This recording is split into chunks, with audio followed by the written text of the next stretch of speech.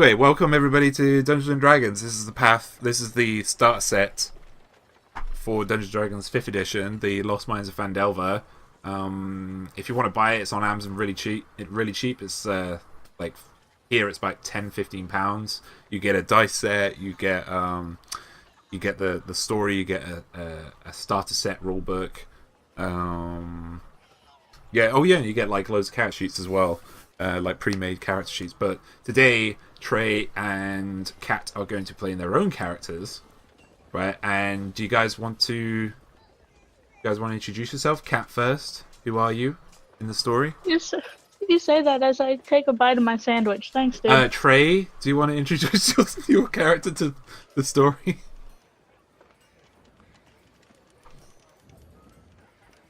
Trey. Remember, push to talk. Can you hear me now? Yeah. Hi.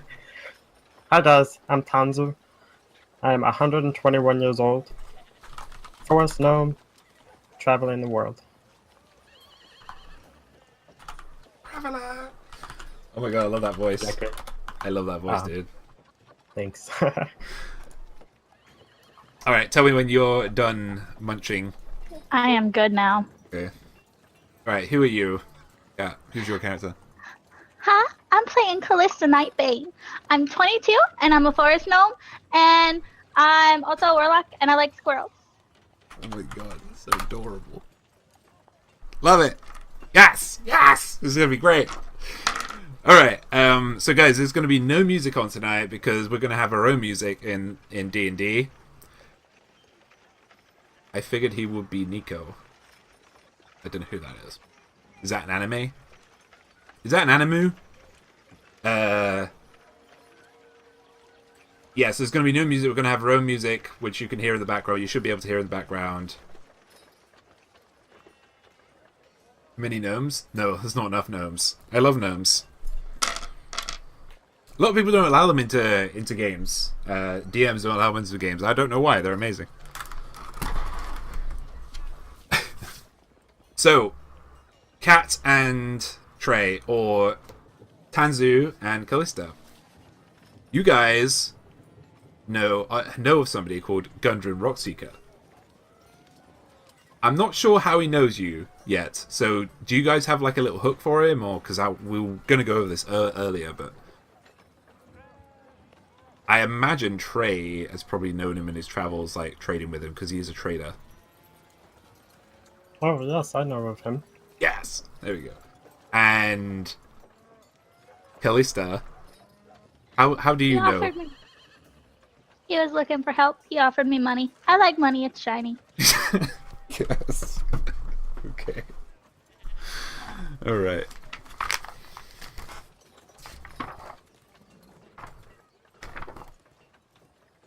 Whew. A moment here.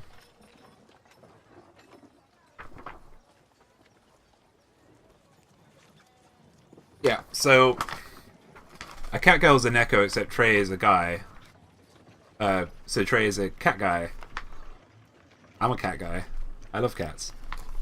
So anyway, you guys currently are in the city of Neverwinter, which is right here for you guys on the stream. When a dwarf patron and friend of yours, Gundren Rock-Seeker, hires you to escort a wagon to Phandalin, which is down here.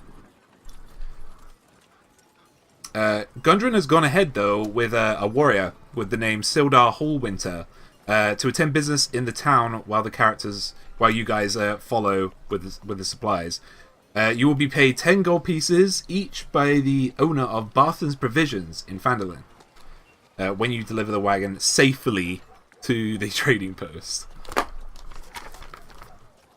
10 whole gold pieces sounds easy enough to me. Sounds good. Alright.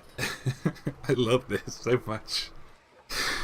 Okay, so you guys he spoke of Gundren spoke of somebody else who was meant to be coming with you guys, but he hasn't turned up, so you're not sure where he is at, and you're hoping he's going to join you on the rest of the journey, because the path you're going along can be dangerous, which you imagine is why Gundren asked you to come along in the first place.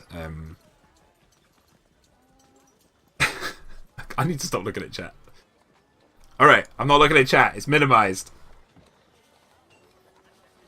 Okay, so you guys take a few days out traveling on oxen down the southern road from Neverwinter, and you were told to wait until you got to the tribal trail. It's perfectly signed, and that is where you're going to be turning into Phandalin.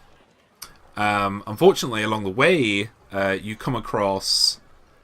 Show me what you got! I like what you got! Somebody just uses sound effects. I'm going to have to stop those. That's going to... that is going to... Tanzo makes pretty good sound effects. distract me. Oh no, I can't turn them off. Oh fuck.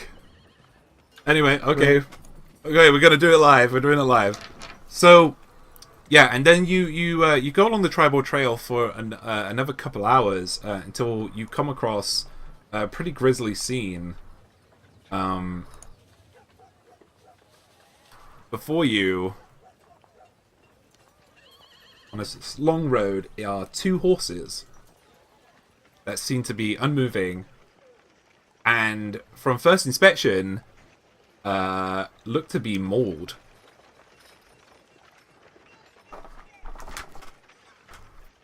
What would you like to do? Up ahead. Let's go see what happened to these poor guys.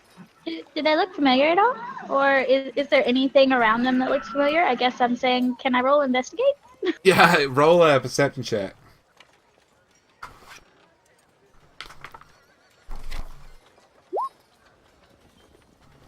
Look at that! Oh, that's a natural 20. Our first roll of the evening. Wow. It's a natural 20. Booyah! Chances of that. Holy shit. Alright guys, that means we'll be having a giveaway at some point. Maybe during the break. Actually, it will be during the break. For a sound effect. And I will tell you exactly what you see. Right, so you immediately recognize the one on the left as the horse that Gundren Rock-Seeker left on, and the horse on the right as the one that Sildar Hallwinter also rode. Also, with your keen eyes, you notice that something has been left behind. But just as you get closer to them, you notice some movement in the bushes to the left, to the right. And before you know it, you see two goblins on each side. Hi, Trey. Oh, hey! Hey, Mixer! I've just been in here for a little bit. So. Oh, okay.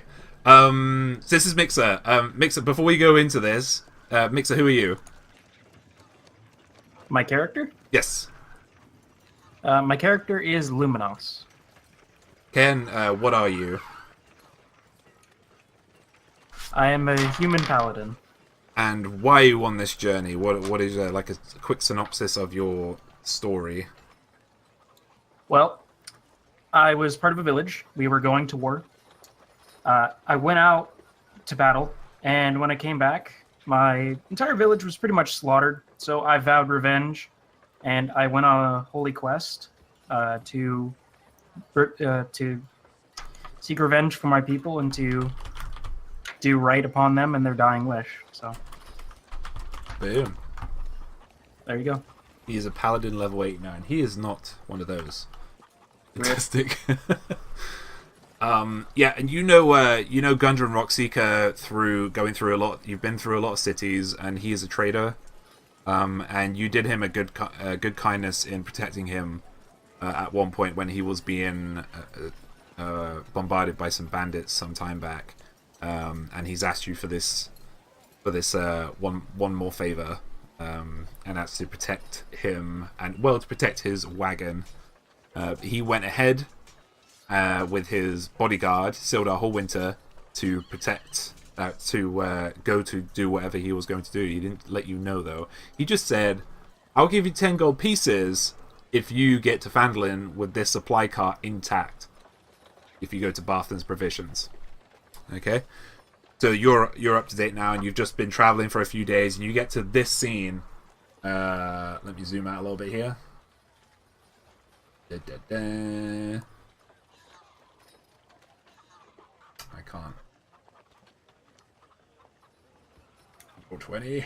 There you go.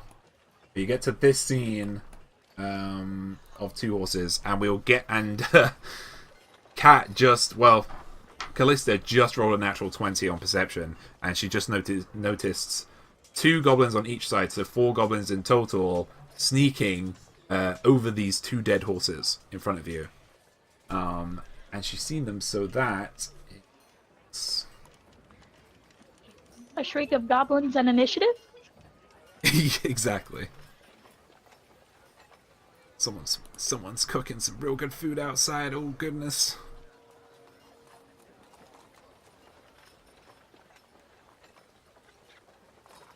Just a heads up. From now on, I'm going to actually use my character voice. So, Woo! no, just a heads up. Didn't want to be random. Okay, yeah. So you see these 4 goblins on each side, 2 goblins on each side, and that is initiative, folks. So please roll a d20 and add your initiative bonus to it, and we're gonna get into some battle music.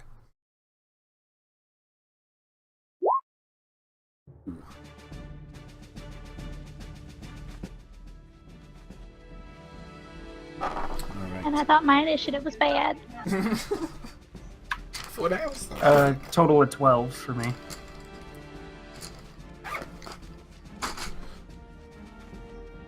Yeah, that's pretty bad.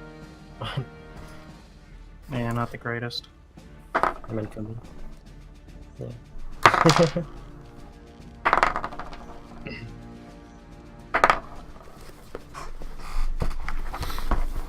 Let's do this, man!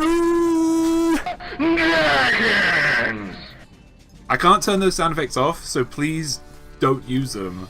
That's me asking nicely, please, because they just don't fit in with D&D. All right, so 15's 20 initiative. No one. 10's 15. I have 11. I got 12. I got 4. All right. So Trey. we go. It wouldn't let me click on my token before I did it, so it didn't like automatic. Can you click it now? No. Okay, one second. I'll fix that for you. And we got. We got.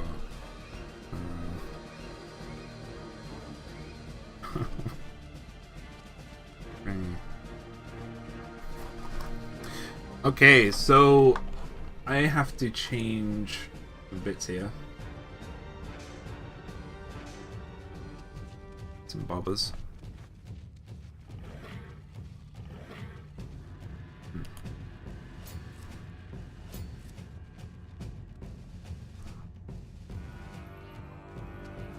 So for some reason you guys can't click on your characters.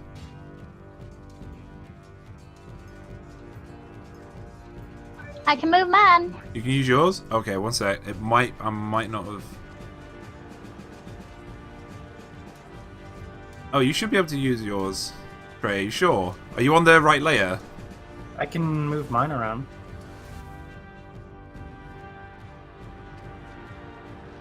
Looks like I'm on the right layer.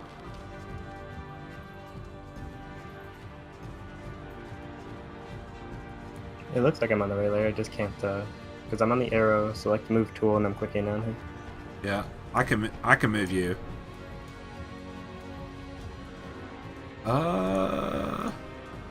It says you can move it in the right. Oh man, there must be something. There must be something like so simple.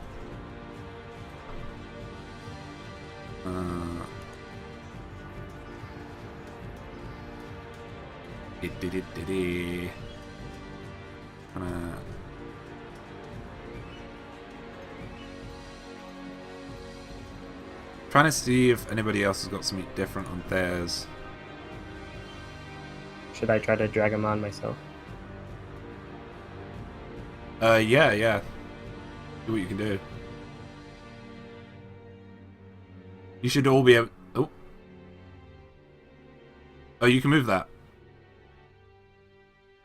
Oh, I can move that one, I just can't move the little one. Okay, that's weird. Alright then. Okay. Thanks. So, this guy... Can you see that? No, you cannot. I'm showing you. Why would that be? What about this? No. Game, please. Okay, the guy, the guy on the left, close to you guys, he has actual first turn, and he's going to get his short bow out, and he's going to try and fire at Luminos. So he rolls a d20, and he gets a math is hard. 16. Does 16 hit your AC? I think your AC is 16. Your armor class. Top middle should be. Where am I looking real quick? Armor class, AC. Oh, heavy. Oh, it should say. Number at the top. Should have a number there. I'm using the sheet you sent me. Oh. Let me double Are you check. wearing armor? Yeah, hang on. I got it here. Alright, it is 16. Apparently I have the wrong one open. Yeah, you have 16, so it just hits you, right? So it's going to draw back its short bow, right, in its little bush, and it's going to try and take a shot at you. Well, it's hit you, but it's going to hit you with some damage, and it hit you with... Oh, wow, well done. Hit you for 1 damage. And he seems very proud of himself, but, yeah, so you just put -1, or just take 1 off your max HP. I'm keeping count. Okie doke. Callista, it's your turn now. Sweet. So I think I'm gonna aim at this guy here that I'm pinging with an Okay. Eldritch Blast. Okay. Boom, boom. This guy over here. That hurt. Ow, yeah. Oh my goodness. You actually there, so you put your hands at... And you see this tiny gnome, you two, on the end of your little line of people here, stretch her hands out in front of her with a really high-pitched southern accent, and just goes, "Hee!"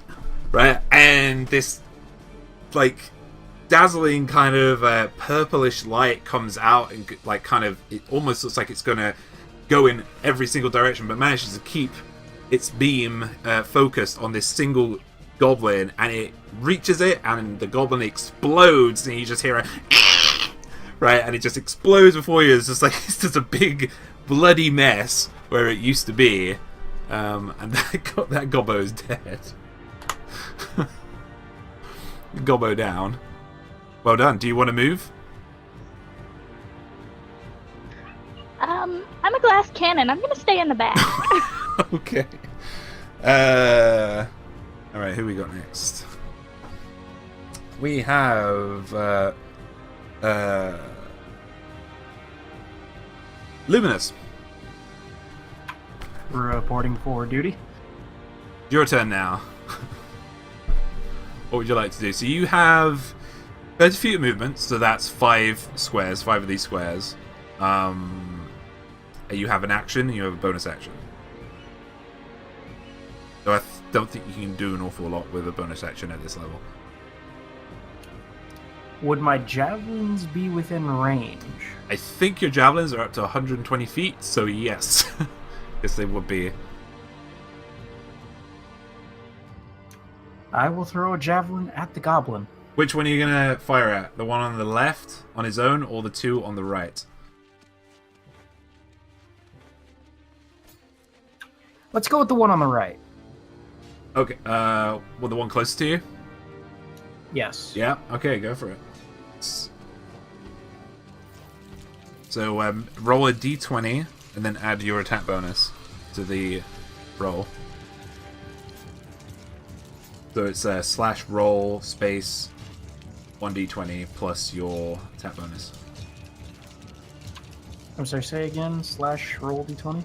Slash roll space 1d20 plus your attack bonus, so what's in the javelin attack bonus box.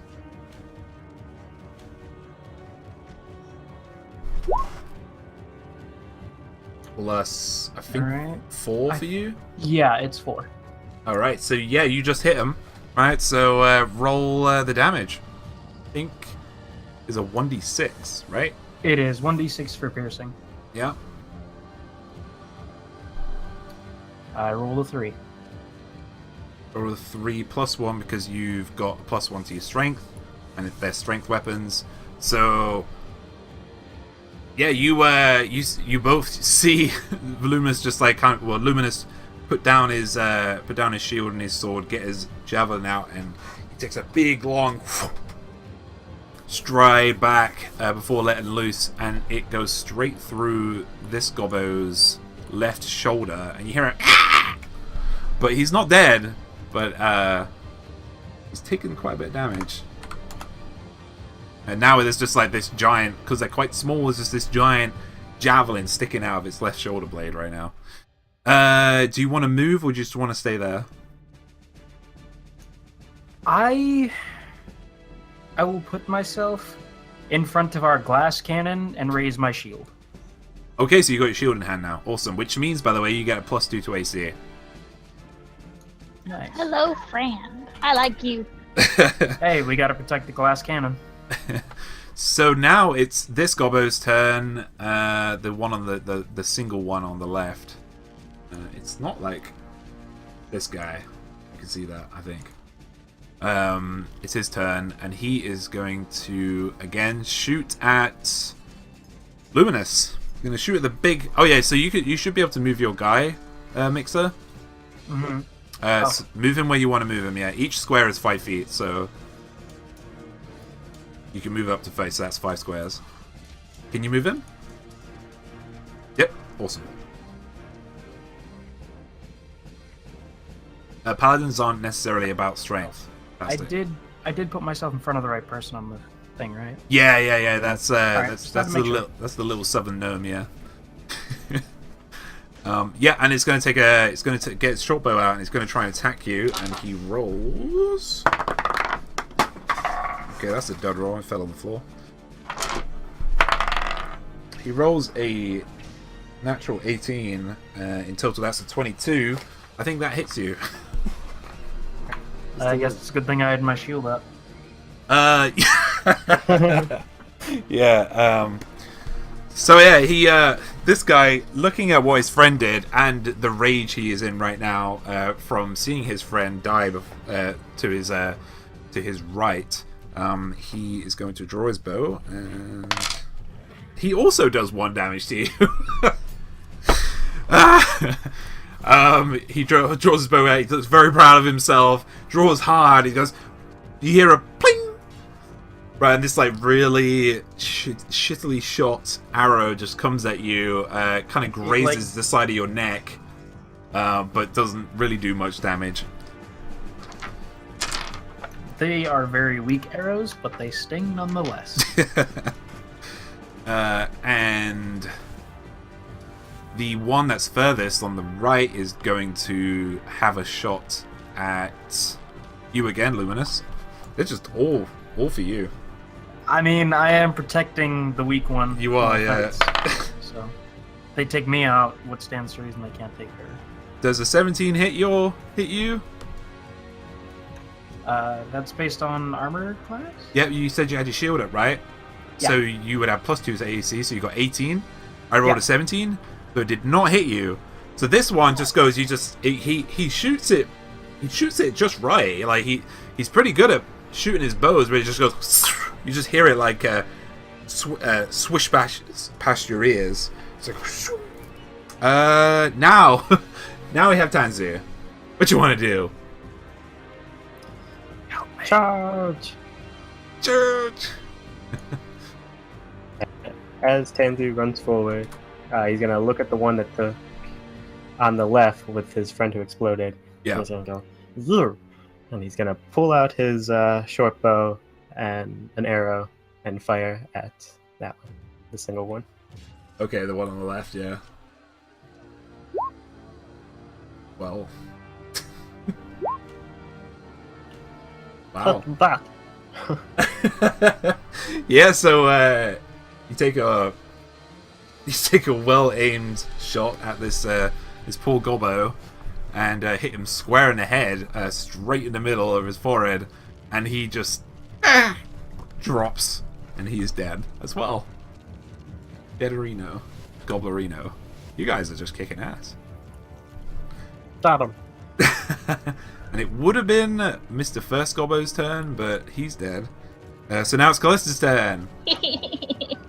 Yeah. The first thing I'm gonna do is yell at them in Gobbish because I speak it. Ooh. Watch where you're pointing those things. They're sharp.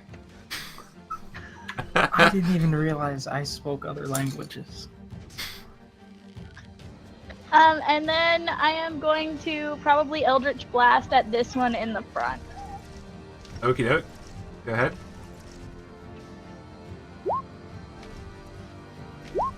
That one misses horribly. Yeah. It's the paladin in my way. I blame the paladin in my way.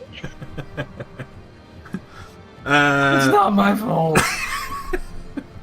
So yeah, you try and you're like, oh, get out of the way, right? And he's just, he's just like standing steadfast. He has to protect you, right? And then you try and shoot past him, but it just goes off wide. You just hear the goblins like, now it's your turn, Luminous. Oh, did you want to move, Callista? Not.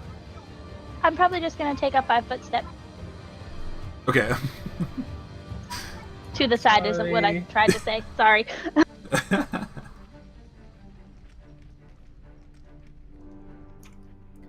All right. All right, now it's your turn. Yeah. What do you want to do?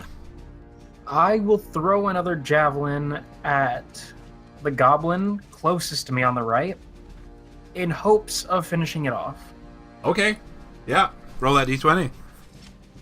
+4. Total of 18. Oh, nice. Yeah, you definitely hit that goblin. So roll your d6. 6. You got 6 total. +1. Yep. All right. Yeah. That gobbo's done for. So he looks at, as the first one went into his shoulder. He looks at it again after his failed attempt at hitting you, and then just as he looks at that one, then another one appears right on his right side, going straight through his heart, and he's like, ah! He just falls down on his back, and he is now also dead. You guys just wrecking these guys. Did you want to move, or? I will move up 1 square, and then that's all. Okay. It would have been. Oh no, it is Gobbo. Yeah. Nope. Yeah, it's the last Gobbo's turn, and this Gobbo is going to attempt to dash away, in this direction.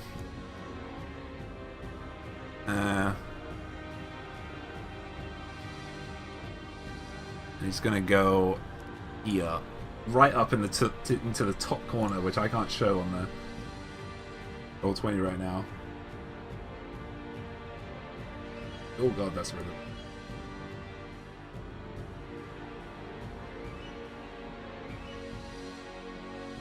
Yeah, and that's the end of his turn. Yeah, sorry guys, it's a bit difficult. To okay, I'll zoom in and I'll go up here. Right, he's up here right now. He's like at the edge of the map, pretty much. Okay, and next we have Tenzu. Where do you think you're going?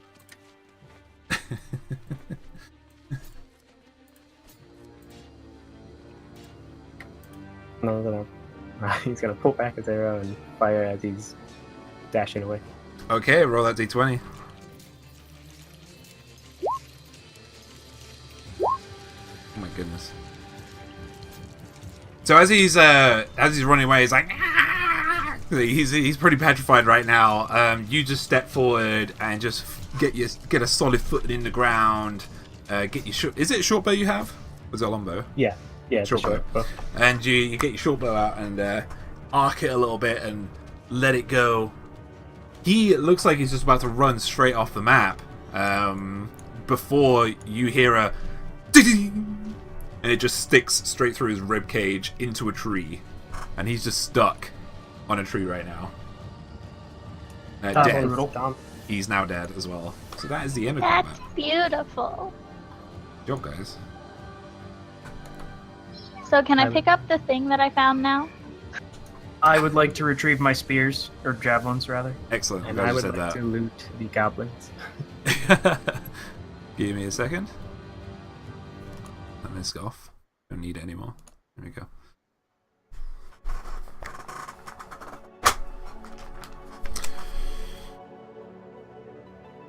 May I retrieve my javelins? You may, yeah. Go grab them. Go grab them, dude. Yay! The map doesn't really matter right now. It only really matters during combat. But yeah, if you say to me, "I'm gonna go get my javelins," I'll be like, "Okay, that's fair enough."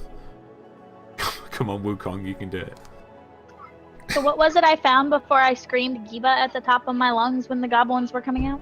Alright, so as you look through the saddlebags of these two horses, in one of them, it seems to have just been tossed aside, is an empty leather map case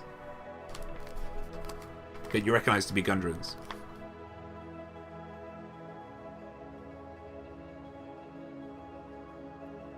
Hey guys! I found a thing. What kind of thing? It's a map case. It's Gundren's, but it's empty. Should we look for the stuff? Maybe the goblins have something on them that we can find. Hopefully it wasn't the one that exploded. I would like to investigate for signs of where they might have gone, whoever attacked these horses. I'm assuming it was the goblins. Somewhere they might have gone. Like where they've come from? Yeah, like if they've drug anything away, or if they seem to be moving along off the road in a certain direction, that kind of thing. Yeah, so make a wisdom throw. Wisdom or investigation? Sorry, a survival throw. You got it. Survival Let's check. see how well this goes. Steal all the money. What'd you get? 16. Nice. So you notice, looking over at the goblin that is stuck to a tree right now.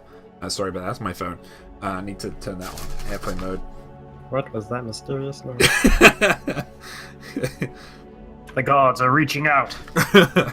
Oh dear. So you notice on a tree, past the tree where the goblin is now stuck, like its dark blood kind of dripping from its feet, is an opening. You look and investigate further, and there must have been like 8 to 10, even maybe more goblins that have come through here. From looking at the tracks and how big the opening is, etc.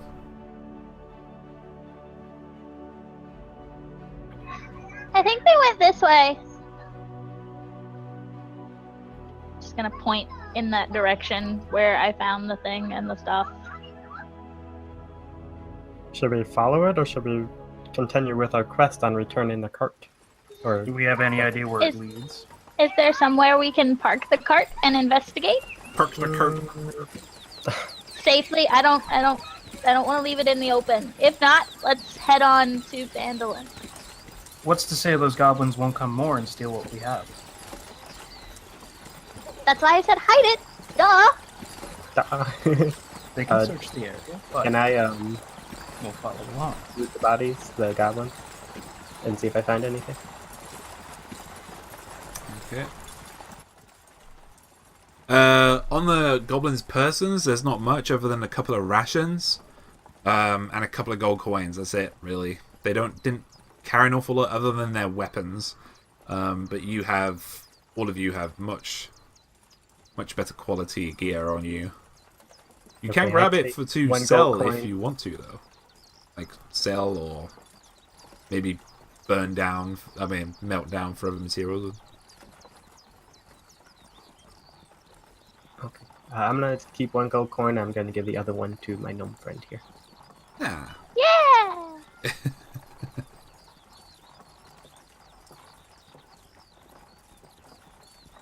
So what do you guys think? Do you want to try and find the stuff, or do you want to drop off the wagon and try and find the stuff? Because I like the idea of going out and coming back, but that's me, and I'm curious. Gnomes don't usually have much on them. What would be the point? There's gnomes everywhere. They're the tracks. You also know, Callista. They are very fresh. So this is well trodden. This path. Well, So, yeah, and I'll share that information, but I'll also be like, if they're stealing everything, they've got to hide it somewhere. Maybe this leads to whatever they're hiding, even if they don't keep it on themselves.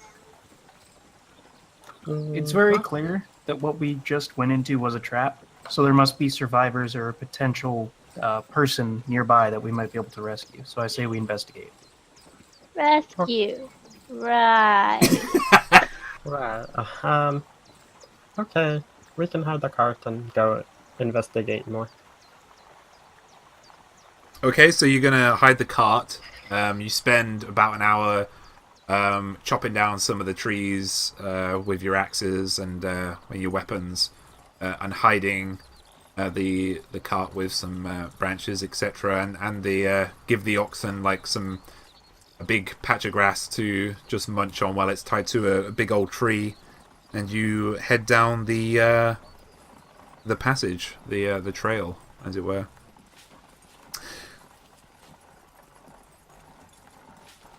You gonna follow the trail? Yes. Yep. Okay. And we can sing the Follow the Trail song. I like that song. It's a good one. Okay. Who's at the front? I assume you, Luminous. It sure as shit ain't me. It probably should be me for my shield. Okay. Can you make a perception check for me? How does one do? Okay, so you roll d20, and then you add your perception skill modifier. Be on the left. All right, so I rolled a 16, and my perception is 12. Perception is 12. No. Can't be that. No? That's Should- good. Maybe plus 2? Let me double check something. Did we step into 3-5 all of a sudden? Maybe plus 2? Double check something real quick. Okay. We rolled a 16. Pretty good. But what's your wisdom? Yeah. Well, here it says passive wisdom, parentheses perception. Oh no, it's in skills. That's different. Passive perception is different from actual perception. Passive perception is what you perceive around you, just everyday things. And perception is in the skills box, where like investigation is. And Well, I don't have anything there, so in that case, it would be just straight up 16. 16. What's your wisdom mod? The wisdom mod is plus 2. Plus 2, so you'd have 18 in total. Yeah. So as you're going down this way, this trail, you see something about 10 minutes down this trail. It's a piece of rope that's seemingly intentionally laid down in the mud, and then you follow it back, and it's tied up to a tree. If anybody stepped into this, they would be launched upside down into the tree. You just found yourself a trap. And we Oh. didn't even have a rogue. Good eye. We should be Thank careful you. ahead. So I imagine you guys are gonna conjure. You guys. Skirts. skirt the trap. Can we disarm the trap? Yeah, it should be easily done if you roll a survival check for me. You do it. And that would be... So roll d20 and add your wisdom modifier to it. 11. So, Plus 2, which is 13. 13, yeah. You carefully roll up the snare and then immediately notice that it's not anything complicated. It would have, as soon as somebody tripped on it, it would have snapped a wire, like a very thin piece of rope on the other side, launching a pulley of rocks on the other side, which would have launched somebody up. You managed to roll it back though, and you've just tossed it over the tree, so it's not in on the path anymore. Yeah, and it's completely safe. I go jump on the net. Yep, you did it. Thumbs up. Thank you. Okay. Should we continue to press forward? Yes, let's go. There's sure to be something interesting, I hope. We should keep an eye out for more booby traps. I shall refrain from comment. Okay. About 10 minutes, another 10 minutes into your little journey, and you, Luminous, being at the front, No. can you make another perception check for me? Or D20 plus wisdom? Yep. Grand total of 15. It's precisely what you needed. You, again, just... Where is this coming from? Good, godly guidance, you know, coming from heaven I have above. been blessed by gods. You look down on the ground as you're walking, just absentmindedly at first. You notice about 10 feet ahead of you is a big patch of ground that seems to be discolored. It doesn't look right. There's some leaves there that have just been like tossed there, it seems like, and some sticks, and then you get closer, and you kind of give it a poke with your foot, and it just falls in. You look further down into this 8 to 9 foot pit, and there's some broken up bones and branches that have been deliberately stuck at the bottom of the pit for any unfortunate travelers. Unfortunately, you guys have Luminous with you today. Woo. What kind Oh, of yes. soda? Do you think this could be related to the horses we found? Well, I mean, it's a well-traveled path next to what seemed like an obvious trap with booby traps along the way. I'd say it's plausible. Yeah. Let's go around. Okay, so you hop around. It would. He got exactly the DC he needed, 15. If he didn't get 15, someone would have gone in that pit. Hooray. And 2 of us would have never been able to get out. Oh, that's true, yeah, because you're so tiny. Yeah, and you do skirt around it. You just kind of bat away the leaves and the branches around you to get around it. You do easily do this. You found, especially the gnomes, you found this little path that the goblins obviously take instead. It's quite a wide. It's about 20 feet wide. It's quite a wide hole in the ground, but you do get around it, and then you go for another 10 minutes along this trail, and the foliage starts to give way to an opening, and you find yourselves here. I need to add you all to the map. Because I forgot to.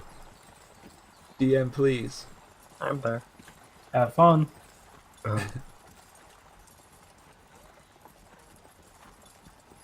Where are you guys? Okay, let's to go there. You guys see it, yeah? Yep. Okay, you guys are too big. You guys are Yep. too big. You just Or shrink you really down. small. All right. Okay, you find yourselves in this opening. There is a stream coming from the it will be the east that comes around the wood into this cave ahead of you. It seems. To your right is some tall bushes and shrubs. No trees, just tall bushes and shrubs. And to your left is a big sheer cliff face going into a mountain, and some dense shrubbery as well in front of that. This is where the tracks lead. I think we must have found either their hideout or where they hide all their treasure. Either way, we have nothing to lose. We should still stay stealthy, just in case they had people stay back. So I'm just gonna throw this out here.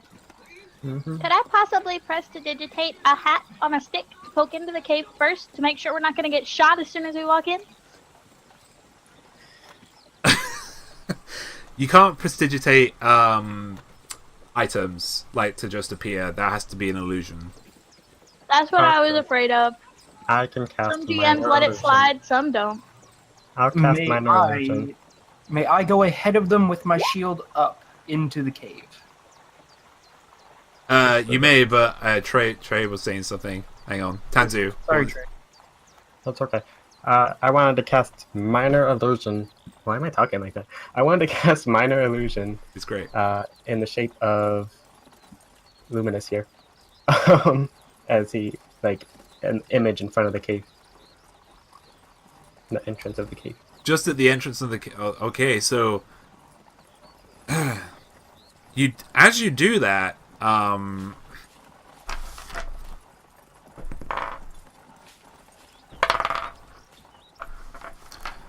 okay, as you do that, you hear a and then two figures come out. Come out from over here. You recognize them as goblins. And they come to investigate your minor illusion. Right here. They don't see you yet. Does that mean we get a surprise round? Flank at least. Well, they haven't seen you yet, so what do you guys want to do? Sneaky, sneaky. I assassin. say we blow them up. Oh shit! Okay, I go with that one. Sure, why not? Alright. So You get the one on the left. I get the one on the right.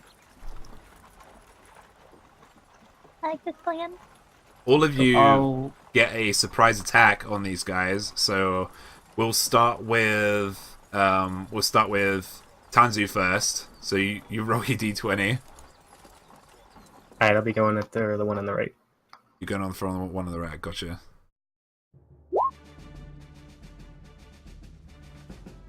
Yeah. A 10? 10.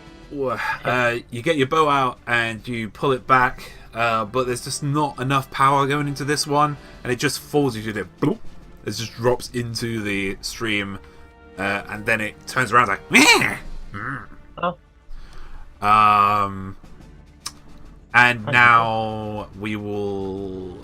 Who was next? It was Callista. Your turn. Surprise. Yeah. When in doubt, kill It's them a all. 13. Unfortunately. 2. Unfortunately, you also miss. You tried to overcompensate and expecting something a bit larger than a goblin, even though you've just seen goblins. And the purplish light that you had that you guys seen before that was so raging is a little bit more lackluster this time and just goes over its head and it just goes. So looks at it as it goes over its head. And now you, Luminous, what do you want to do? I will plonk my shield down in front of our little gnome friend Okay. and launch a javelin.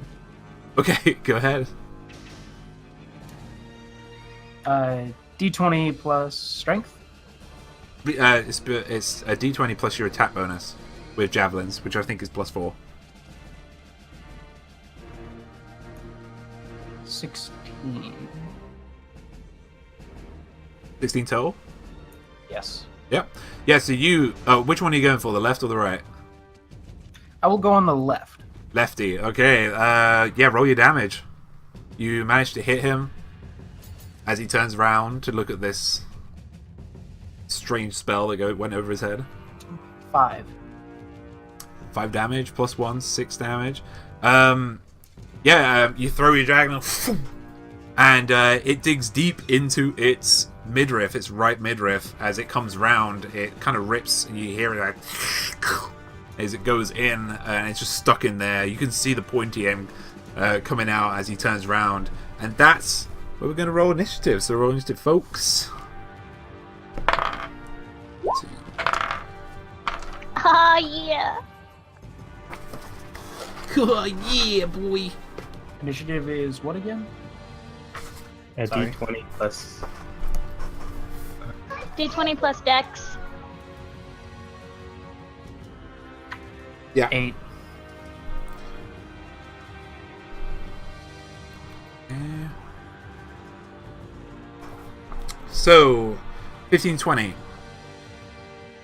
I have 17. 17. Okay. I have 13. You have 13.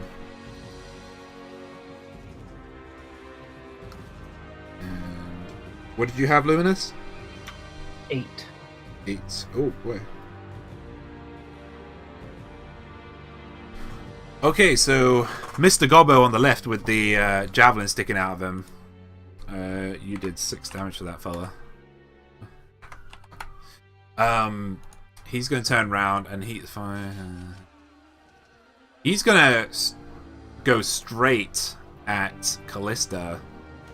Shit. Seeing the spell just fly over his head, he's going to come right up to you.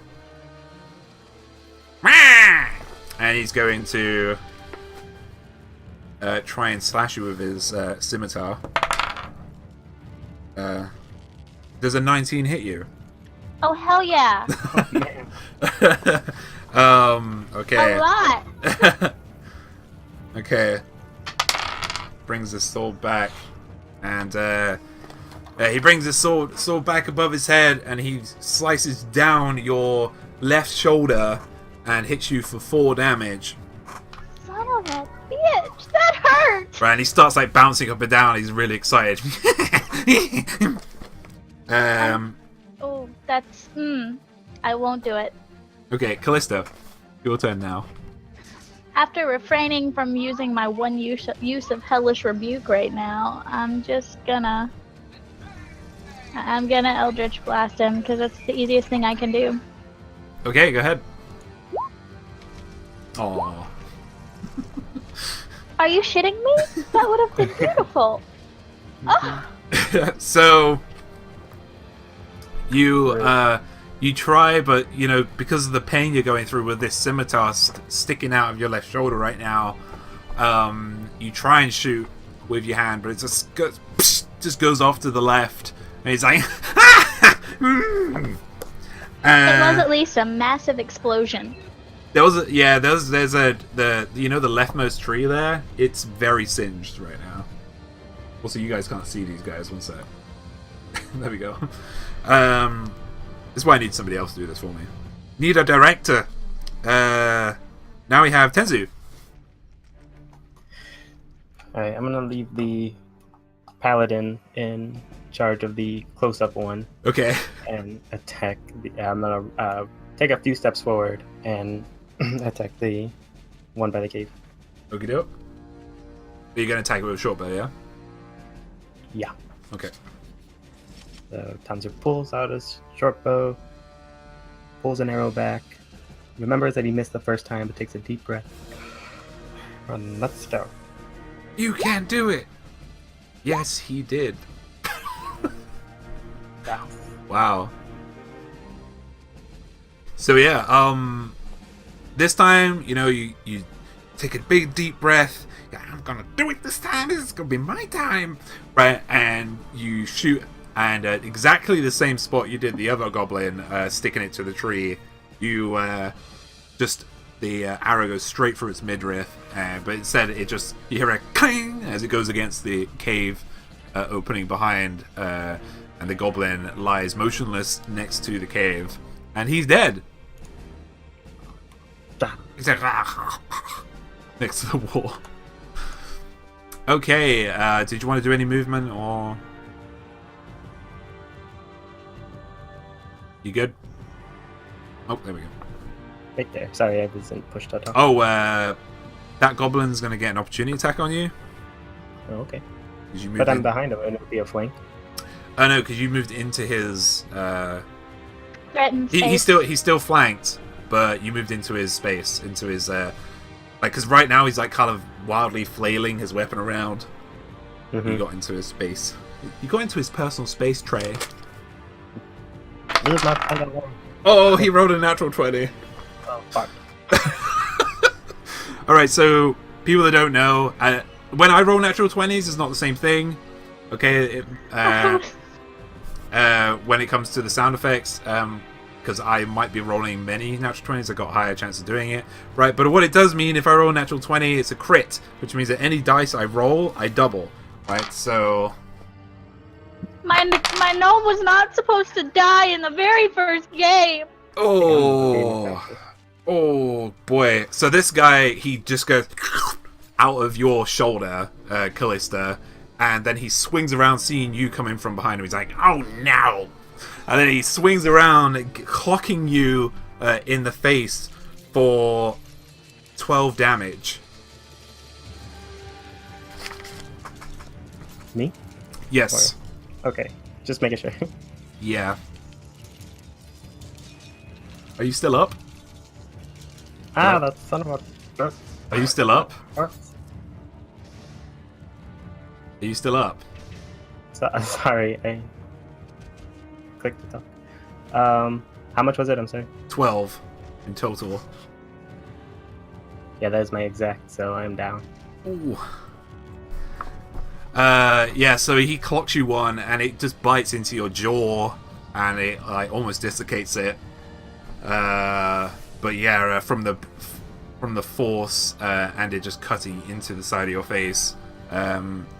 Before you, Luminous and Callista, you see your new companion fall to the ground, roughly breathing, and there's blood coming from his mouth. Who we got now? Sorry, Tensu!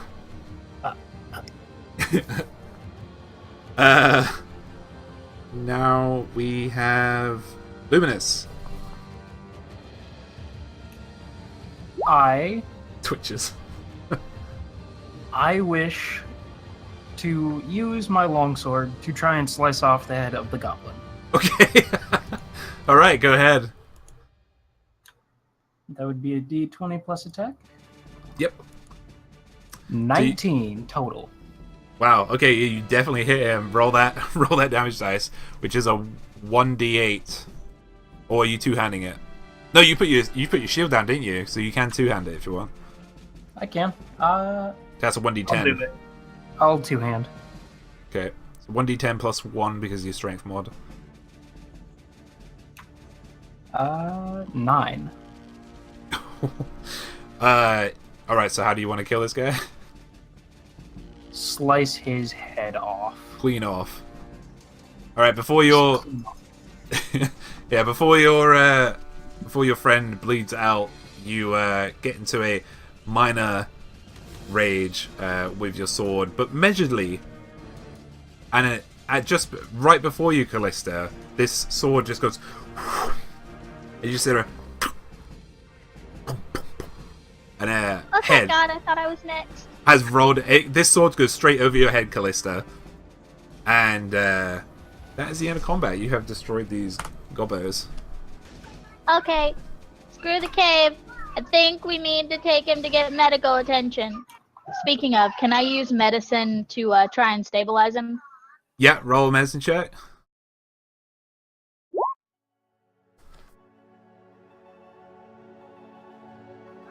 Did it help? What'd you get? Oh yeah, you brought him back. You managed to call on your deity, or rather your old god, to the forefront, and My theory. and he answers your call, and from the tips of your fingers, this purplish black kind of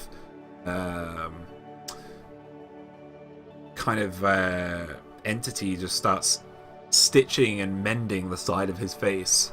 What was once broken in his jaw is now fixed again, and when you look on it, and a few seconds later, it was as if he never had a scimitar go halfway through his face.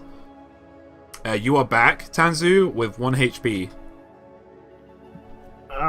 and you have been touched by an old god. The Queen of Air and Darkness, the Archfey to be exact. I love the fact you say that.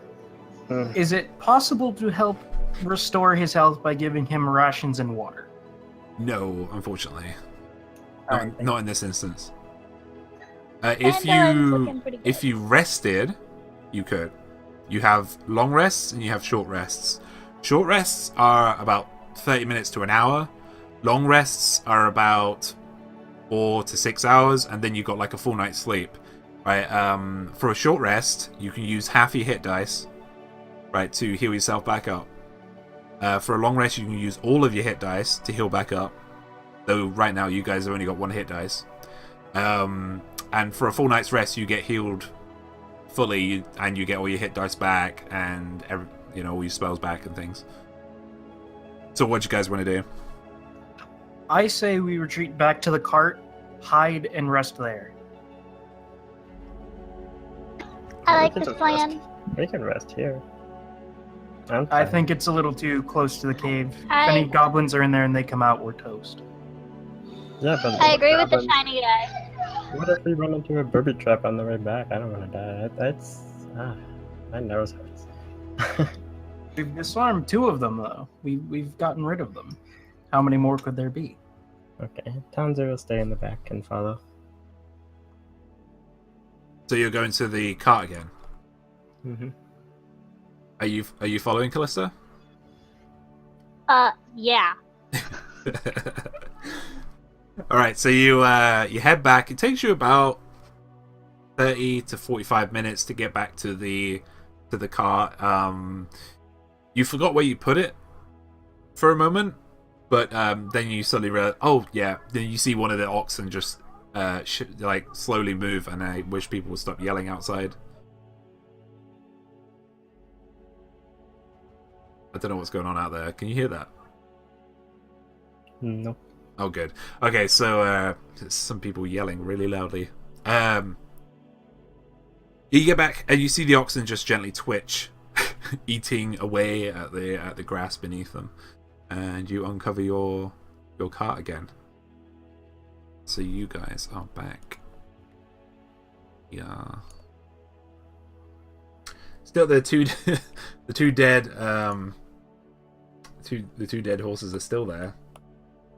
Flies kind of gathering around them.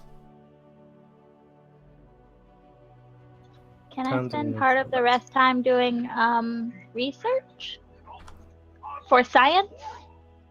Research. What are you researching? You know, just the basic just death in general. You know, my goal is to be a necromancer one day, so I kind of got to know how the dead body functions. But you know, I'm not gonna proclaim that out loud. I'm just going to investigate the horses for science. Okay. That's what I'll say. All right. So roll investigation check. Okay. So what do you want from these horses? I guess just since this is definitely a flavor thing for the rest, just kind of a general estimation of like how long they've been dead, how much is decomposed, what seems to be decomposing. Okay, so these guys, these poor horsies, have been here for just over a day. They have been eaten by not by the goblins, by some other animals along the way. You imagine that the goblins have been scaring away a lot of them, which is why they're not like completely they're not complete husks by now. Yeah, so it's been pretty recent. Also, does any of the meat still look good? Yeah, some of the meat, the exposed meat doesn't, but you can take a really good guess that the flank meat, the the rump, some of the neck, and the leg, the actual main body of the legs would have some pretty good meat on them. Yeah. I guess I'll cut some off and carry some back to the party. Okay, make a survival check. Absolutely.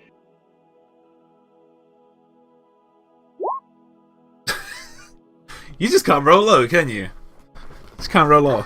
Oh, I can when I'm casting.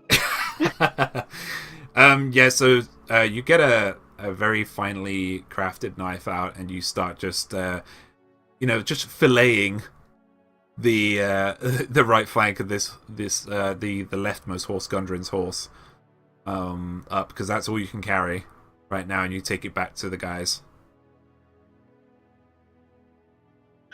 You just like come up to them, and you've got this like flank. Yeah. I got dinner, guys. Don't ask questions. Was that from the horse? Shh, just cook it. Don't ask questions. It's dinner. Be happy we have it. It's fresh. I promise. That being the case, I would like to make a fire using my supplies. Okay, yeah. You don't need to roll or anything. All right, I just wanted to make that apparent. I will cook the horse meat.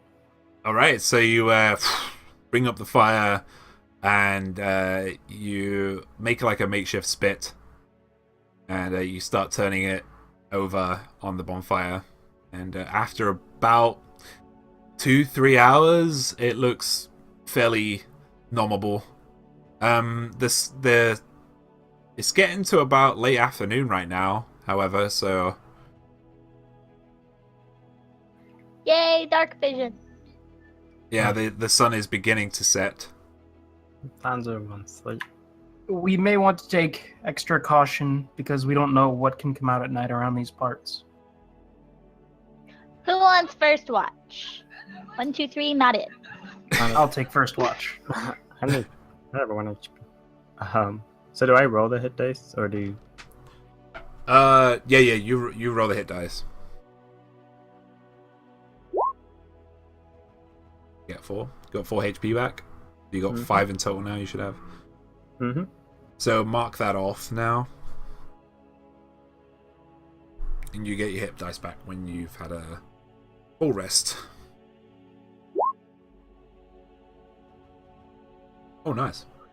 Oh yeah, I only needed 4. That works. Okay, so you guys are. So we got Luminous, who is on watch, and we got Indubitably. Callista and Tenzu, who are chilling out. Fast asleep. Are you having a short rest, long rest, full rest? What are you having? I'd say we'd probably rest till morning since the Humi doesn't have dark vision. I have torches if you want. We do have fire, though. Fair enough, but either way, we'd need at least 2 4-hour watches for him to get the same full rest that we would.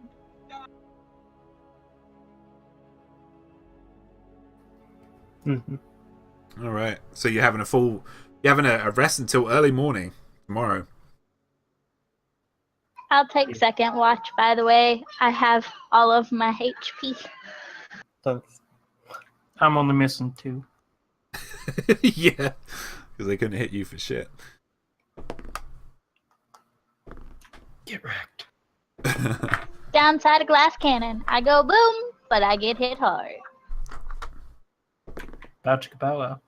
Okay, so on the first watch, Luminous, you hear a lot of scuffling, and it seems that you have been discovered by something. I would like to be cautious and hold my sword in preparation for what may lie ahead. Okay.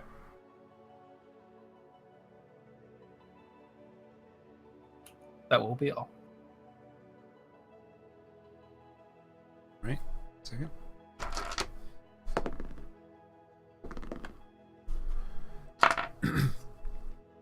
You hear a familiar voice, say, "We found them! We found them!"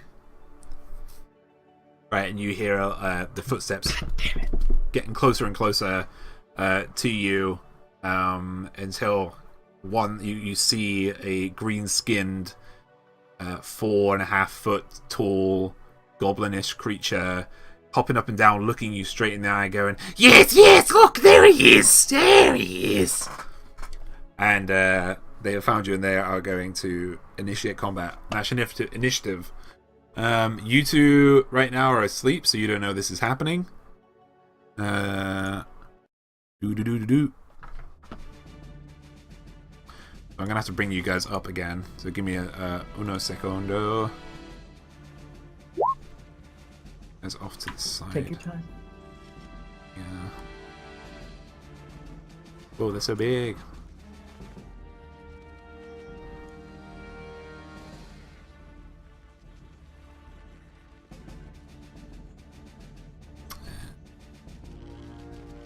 Luminous. Zoo. Blister.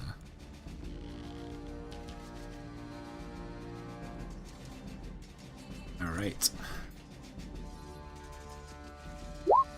Right, you're in the bottom right corner. Right now.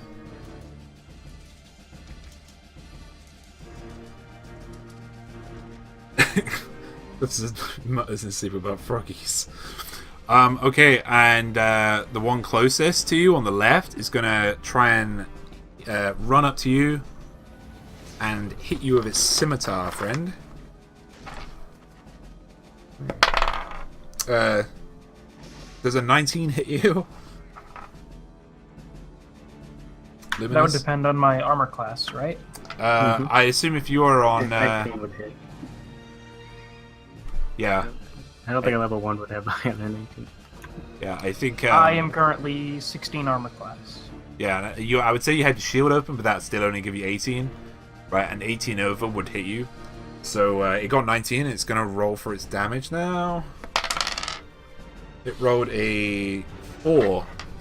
So you hear a loud ching as this scimitar gets stuck between the chain link of your chainmail, but it does bite into you slightly.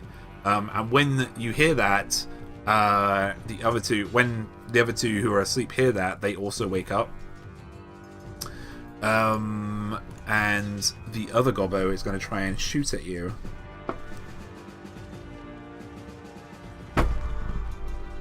Does a... Wow, these guys are not rolling low today. Does a 20 hit you? I think it does. Me? And that hits you... 20 hits any of us. So, yeah, he gets his bow out, and you hear... as this arrow just embeds itself into your upper right armor piece, your shoulder, and it barely goes in, but you do take some damage, 3 damage in total. And that is initiative, folks. So roll initiative for me again. You're a lot of combat today. This is awesome. That freaking 20! Oh god, that's 2. That's 2 sound effect giveaways. Initiative is D20. Yes. You're welcome, guys in chat. You're very welcome. Grand total of 12.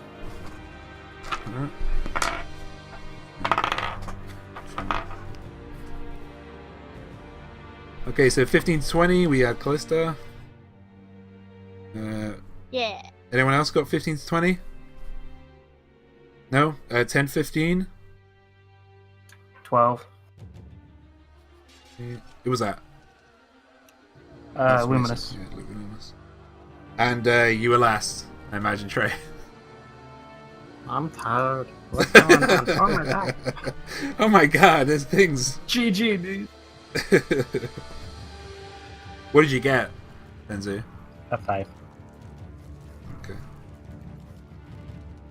Alright, so we got Callista first, actually.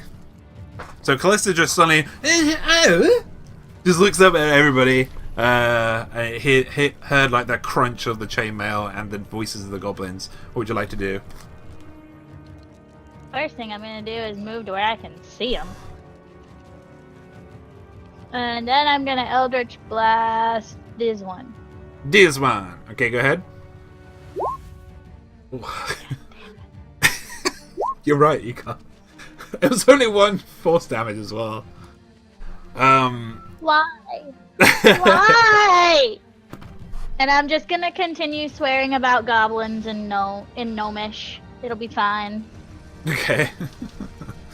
So yeah, this like little ball of gnomish rage tries again to throw out this purple, kind of purple powder lightning right at these gobbos. The one you went for, the one on the left, right? That is correct, sir. Yep. But it just goes. You see, like, just this purple light just light up the entire area around it for about 60 to 100 feet until it fizzles itself out. And it just turns. It turns to it as it went by, and then turns to you and just smiles at you. Next we have Gobbo on the left. He is going to. Oh yeah, he was next to you actually. Sorry, I didn't move him, but he would have. We would have moved over here. Very terrible place for him to go, but they ain't clever. Oh. And he's going to try and attack you. Would have never moved if I'd have realized he was right there. Oh, sorry, my bad. Yeah, he did take a chunk out of Luminous. Sorry, I was yelling at a toddler about Indubitably. cat food. Okay, does a 8 hit you? Does an 8 hit you? Callista? Yep. No. It does not. I have an AC of 14. Awesome. Right, so he just smiles at you, runs at you, like right, and then try to take a swipe at you, but you just quickly duck. You just see this this quick flash of metal just go past your head. Next we have Luminous.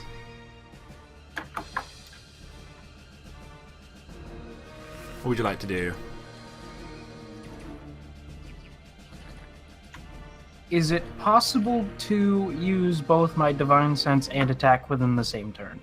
Divine Sense. Give me a sec, because I think it's an action.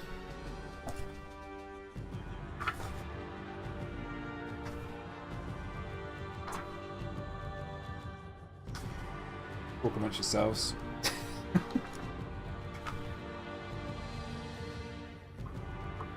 Yeah, it's an action, so you're only able to attack or do Divine Sense and move.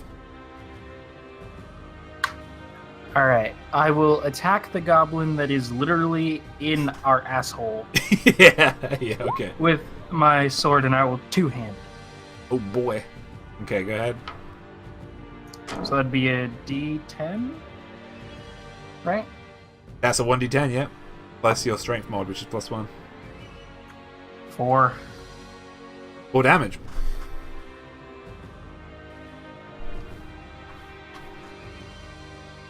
Okay. So yeah, you do take a big chunk. You actually take a big chunk out of his right upper forearm, slicing like a fillet of this goblin flesh, but it doesn't seem to care as it's got this rage. It's got this rage on for this little gnome right now. Okay, you don't want to move or anything? Are you good? Is it possible to move in such a way that would defend my gnome friend? No. You can't occupy the same space, unfortunately. Wait.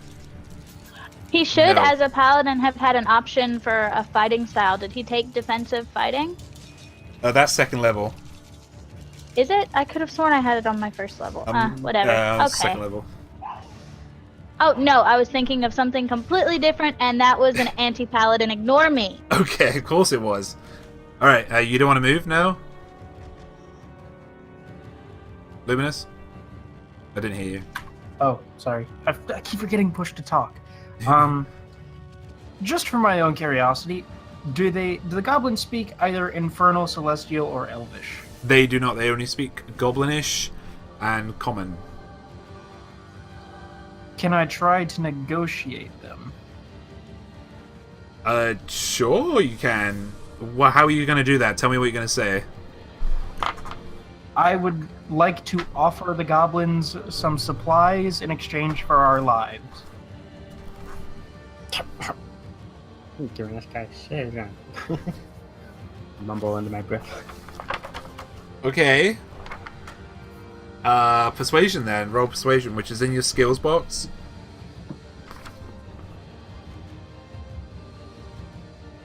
What do I roll? D20? Yes. D20 plus your Persuasion and skills. I think it's Charisma. 15 total. 15 total.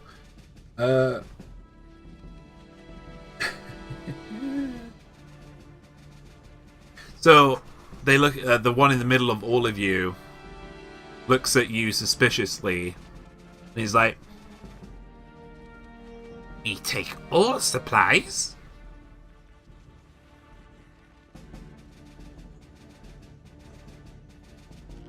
What's your answer? I will offer them a mess kit, a day's worth of rations, and incense. That's right outside the door! We have food. We don't need food. We don't need anything else. Give something gobbles like. Give, you got weapons, you got armor. I see it. You have it. I want. We want, don't we? And he shouts over, he's like, yeah, we do!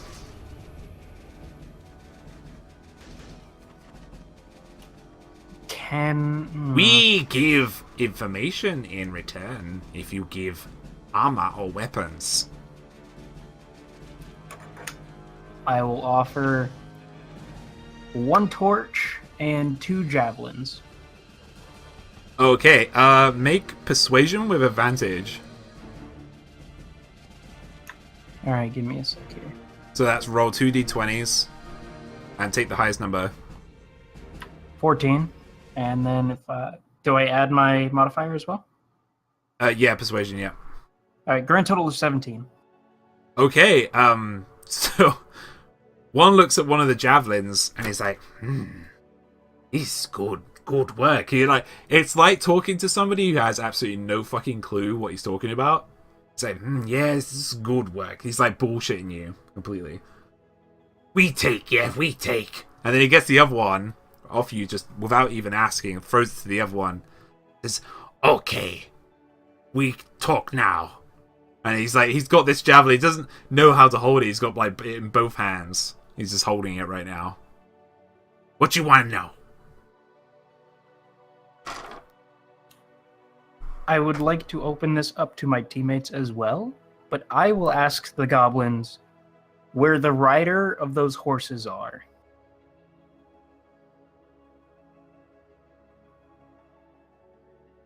Last I saw, took human to cave to the north. Fuck. And Dwarf took him to north too, but he left. I don't know where he went though.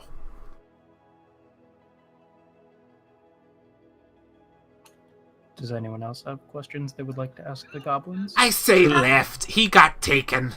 Yeah, that's probably best. How many of you are in that cave?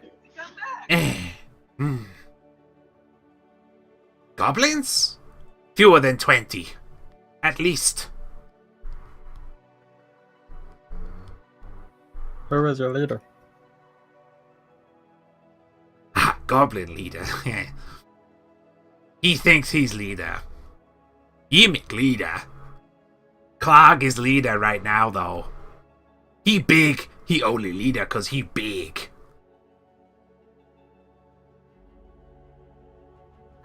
Right. You said the gnome was taken. What took it? The dwarf was taken. Dwarf.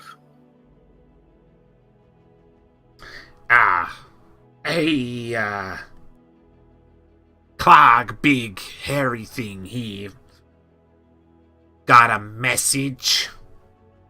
Came by one of us gobbles. From some guy called King Groll. It was a few days ago. The messenger told Yimik that someone named Black Spider was paying the Cragmores to watch out for anything that dwarf was carrying and to send it back to King Groll. Clark has just been following orders. He bigger than Clark, King Groll.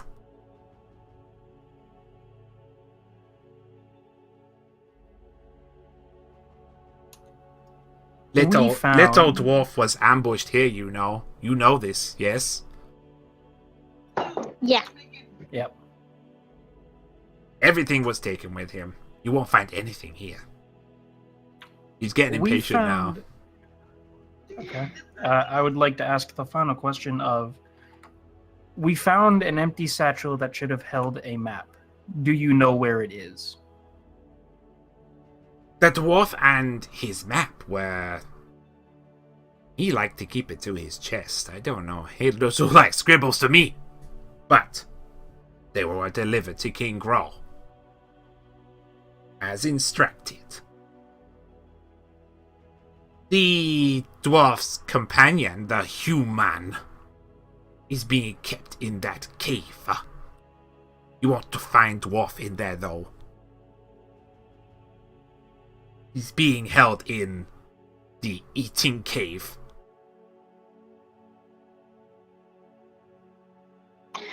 Right.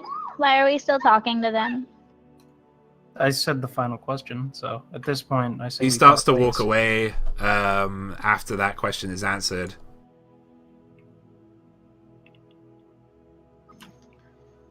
Well, that happened. I am very low on health, and we have a lot of intel. What do we want to do with it? I am only narrowly restraining myself from killing the goblins anyway. I am not going to make that unknown to the party. If someone wants to stop me from trying to kill them as they walk away, say it now. Nope, I want to kill this. No objection. Cool. So as they're walking away, does that mean if we attack suddenly, I get a surprise round to try and blow the hell out of the goblin walking away from us? Sure. I am a Claim Stegosaurus. my stuff. Sure. Make an attack with advantage. 17. You hit.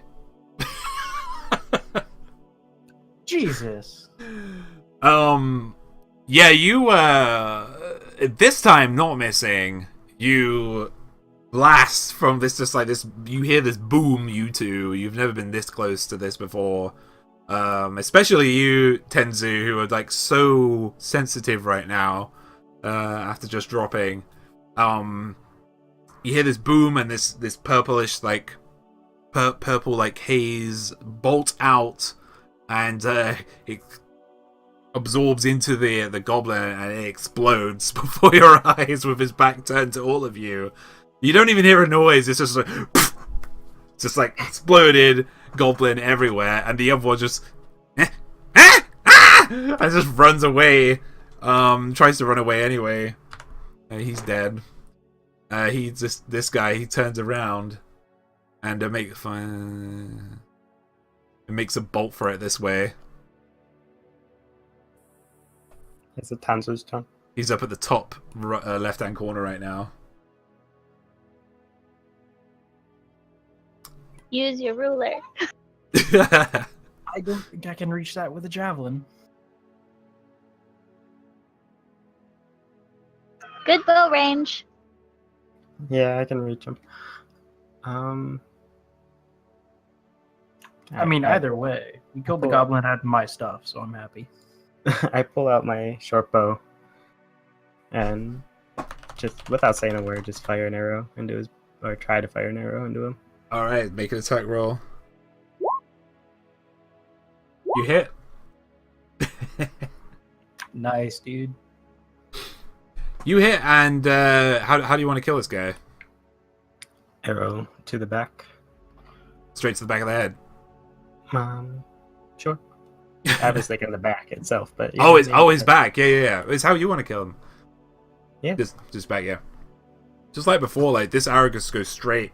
You guys hear this twang, twang, and this arrow goes straight into the back. The green back of this gobbo, and it just pins him to the ground. Lurches him forward a little bit, and then pins him to the ground. And he is also dead now. You guys. Yeah. I hate gobos. I wish to retrieve my stuff from the dead goblin. Okay. That's great. All right, yeah. Go back to sleep. Full HP. This is why I like being chaotic neutral. Right? Are you just still doing what you were doing, which is because that was about 4 hours went by? Then I will trade off guard with the paladin. Okay. Alright. So Reroll hit dice or for the, because that would have been like a short rest, right? you're right, yeah. So take a hit dice back and roll it if you want.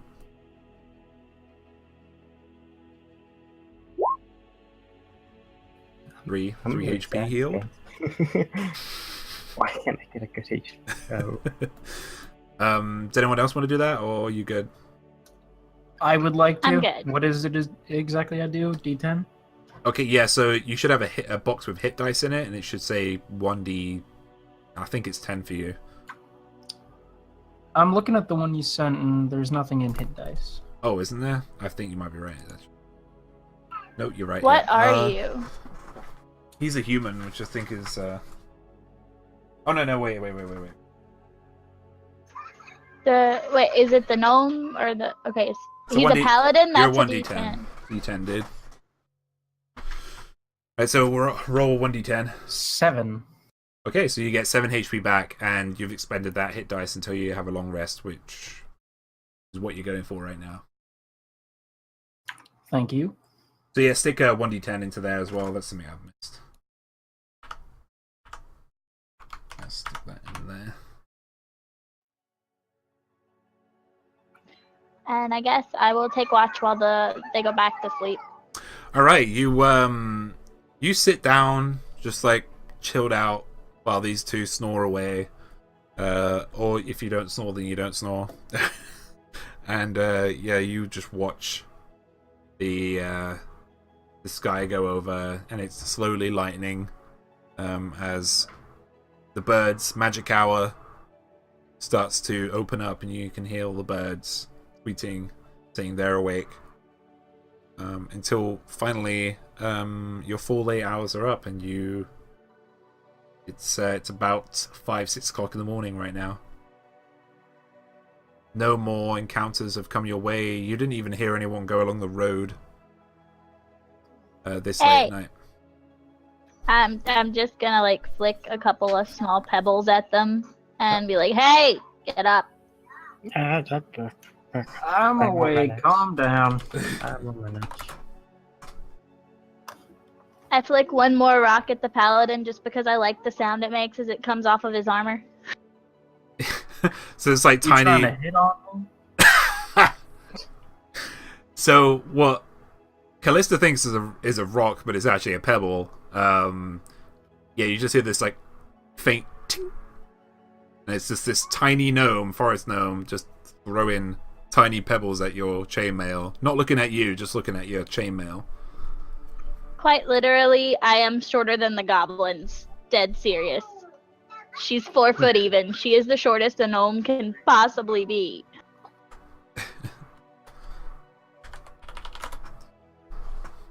Alright, so you guys are all awake. You have your hit dice are returned to you. You are at max HP. You have all your spell slots back. And you're ready to start adventuring again. I would like to take a moment to ask my team what we're going to do with the information we learned last night. Well, given the experience we had outside the cave, I think we need to at least get some supplies, like, you know, health potions, maybe? Before Are there we step any into the cave? villages or traders nearby that we can perhaps bargain with? The only ones is the only one that you guys know of, because you don't know this way very well, but the only one you know of is Phandalin, which is a couple of days away. I say we be cautious. We go into the cave. We know their numbers. We know there's people in there. They probably won't survive the next couple of days. It's now or never, I say. And I say we go.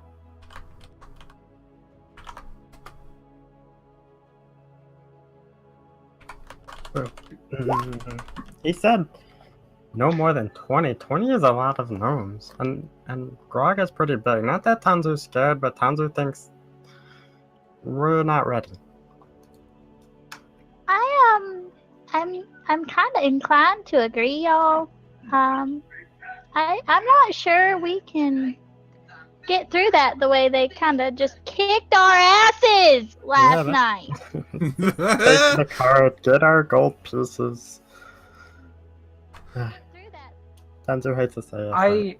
We gotta Here's leave the that thing. They said no more than 20. Yeah. I might be able to figure out the number of goblins in there. Yeah, but he put emphasis on the word goblins. Don't you think that probably means there might be something else in there? Plus, there's Clark, whatever he is. I nod as she's That didn't stuck. sound like a Giva. There's nothing that doesn't like the goblins. If we can get in there, we can do something to help this guy. And if not, I say we move on to where the map went. Kick the dirt. All right. Okay. So roll. Wait, persuade me. Yeah. Roll persuasion. Luminous. Also going to need. I'm going to need to roll it as well, aren't I? Yeah. Persuasion is 10, right? Actually, roll persuasion with disadvantage because you're trying to persuade 2 people. Right. All So right, and disadvantage it is would be a D10, right? no, D20 for persuasion plus your wisdom mod. Okay. No, charisma mod. So D20 plus charisma mod. Grand total of 8. They don't seem persuaded with your plan. They actually start just heading in the direction of that they were told to. So much for that. We'll come back, don't worry. But I'm more of an SOS kind of person. Save our skin. Mm-hmm. Can I go to the cave on my own? Never split the party. What is wrong with you? I'm curious about my options. Calm down. Okay, you can if you want to. Here is what I would like to do. If it's too much for one turn, let me know. Okay. I would like to stealth my way to the entrance of the cave and use Divine Sense. Okay.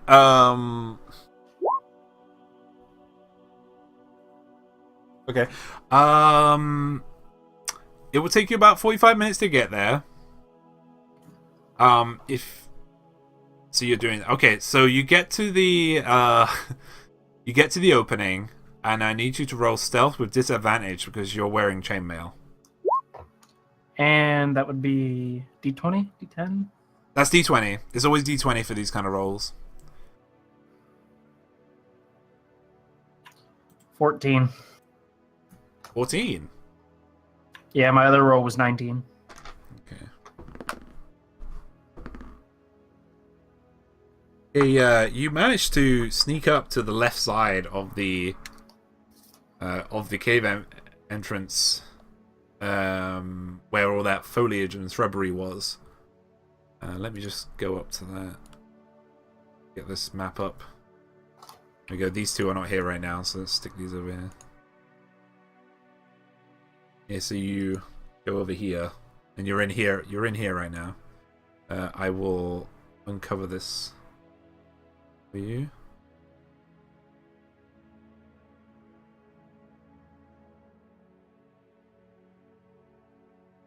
Okay. You want to cast Divine Sense here.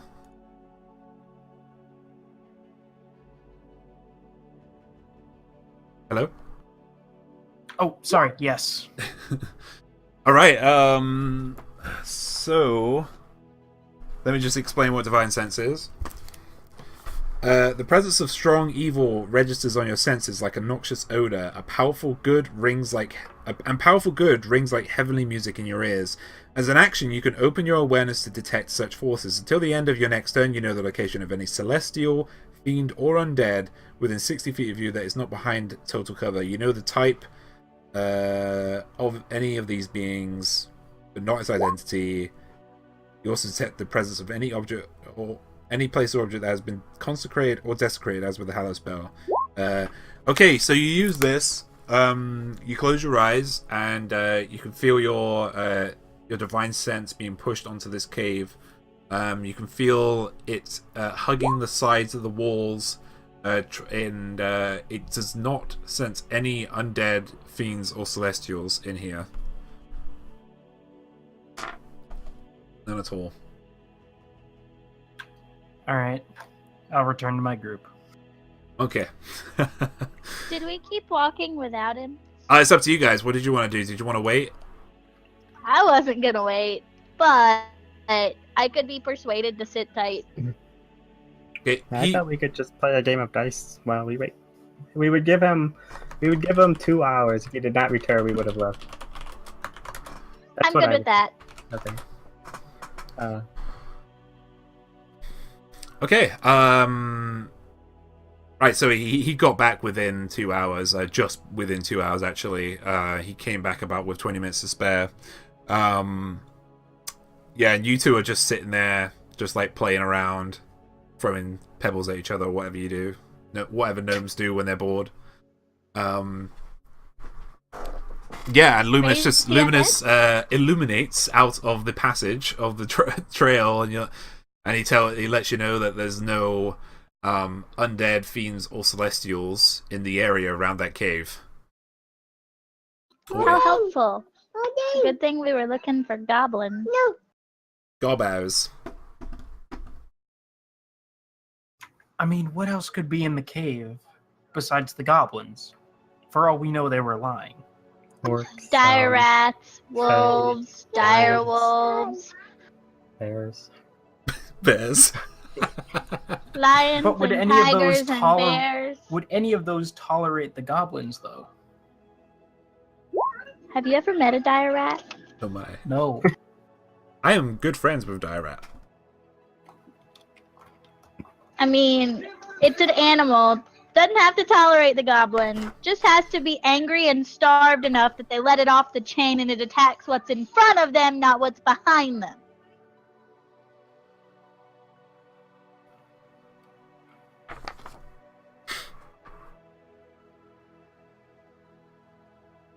Okay, so where are you guys going? I'm still all for heading to Phandalin and trying to come back more prepared. Returning the cart, transferring the cart where I need to go. Okay, so you keep going along the the tribal trail for a couple more days.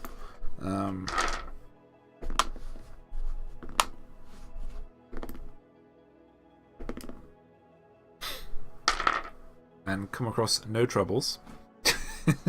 Yeah, it's last couple of days have been pretty relaxing. You got to know each other a little bit more.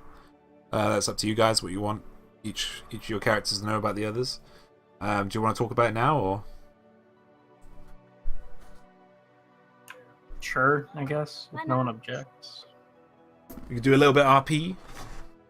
I like RP. RP is good. Shall we share our origin stories? Sure. Or, If you or want. do we already Seems know legit. those things? I know enough of mine that I know what I would be comfortable telling the party and what I wouldn't. It's up to you.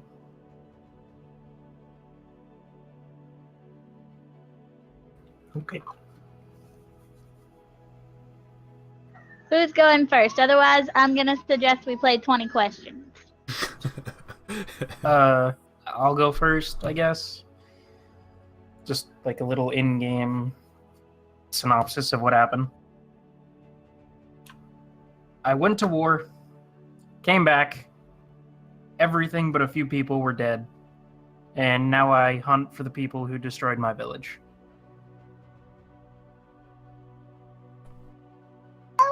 How adventure-y. Why, thank you. Okay. What about you? Why are you on this journey? I like shiny things. And he offered me money, and money is shiny. It's pretty simple. But if you must know,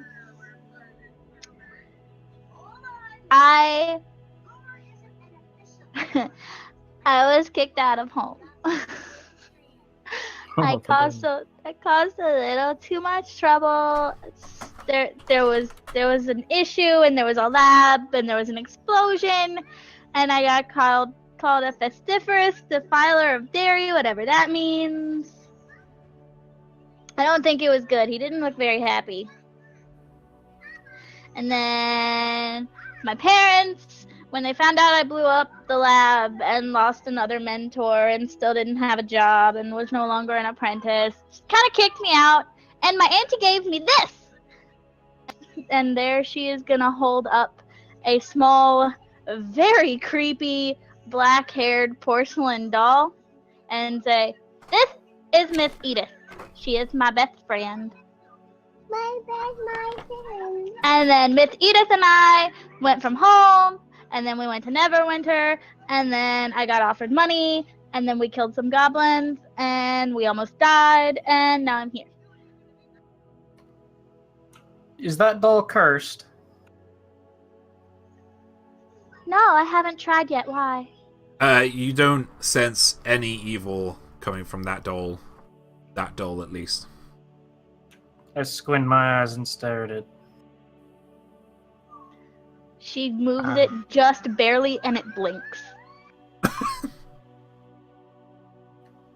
You do, however, sense some magical, kind of magical element. I'll trust you. For now. Okay. What? What? So what are you here for? And what of you, Tanzu? What? Okay, Tanzu feels obligated to talk. Okay. Tanzu will relay you his life story in a matter of moments. Love it.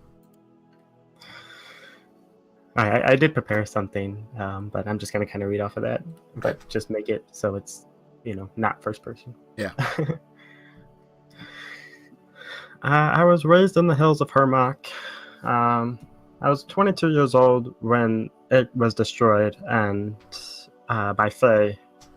Tanzu lost everything. Everything but, my bow and arrow. I traveled the world a bit after that, trying to find my home. I came across a place, Dorium. There I found a master of archery named Bonesmith. He was really quick with the bow, and he was really accurate too. He taught Tanzu how to shoot, spending his remaining years teaching Tanzu. After he passed, Tanzu left. Tanzu is very old. He is 121. In gnome years, gnomes only live to be about 500. Tanzu Tanzu joined the war after leaving Bonesmith. He's been on the journey since. I kind of consider myself a vigilante, although I just kind of do anything I feel like, and tend to just kill anything evil that comes my way. I like you. I don't like evil either. Yeah. You sense, Luminous, you sense a lot of good coming from Tenzu. And, a lot of heartbreak as well, and you can kind of, feel that, you can, I can't remember the word for it, but yeah, you can, I feel like a kindred spirit with them.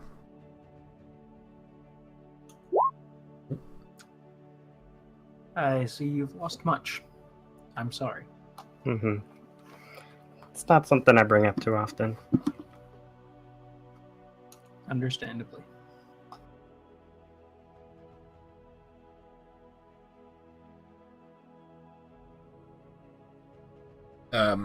We have lost Callista, I think. I mean, I think she's. I mean, it's easy to lose Callista. It's so tiny. But oh, here she goes. Like on the real side, my Discord crashed so hard it restarted 5 times before it actually started back up. Okay. Rip. Okay, so you guys are caught up on who you are as people in this lovely story, and a couple of days, more days go by. You meet some traders along the way. Some people who seem to be moving into Phandalin as well, who are like less laden than you are. They're actually on just on horseback, not on oxen. And you meet quite a few people to and fro. Some dressed in lavish outfits, bright purples and oranges. Some people in just normal browns, tans. A couple people go by and they actually had a veil over their carriage, and they would be accompanied by soldiers or guards posted, going very slowly. They'll be going the opposite direction to you. You can only assume they'll be going in the direction of Neverwinter. Then, before you, a rutted track emerges from a wooded hillside. And you catch your... Sorry. Cars outside. And you catch your first glimpse of Phandalin. The town consists of 40 or 50 simple log buildings, some built on old fieldstone foundations. More old ruins, crumbling stone walls covered in ivy and briars surround the newer houses and shops, showing how this must have been a much larger town in centuries past. Most of the newer buildings are set on the sides of the cart track, which widens into a muddy main street of sorts as it climbs toward a ruined manor house on a hillside at the east side of town. As you approach, you see children playing on the town green and townsfolk tending to chores or errands at shops. Many people look up as you approach, but all return to their business as you go by. You have arrived at Phandalin.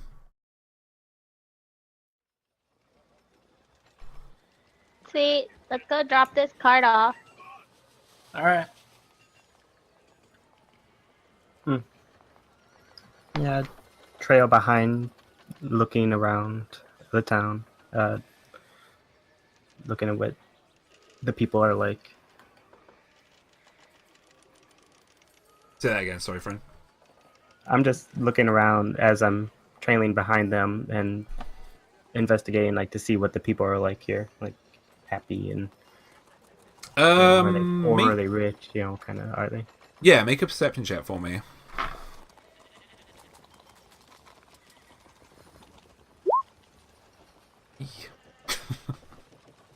You're blind. Oh, that was a natural one, wasn't it? That was a natural one. For a disadvantage, yeah. Oh yeah, no, my bad. It's just the one.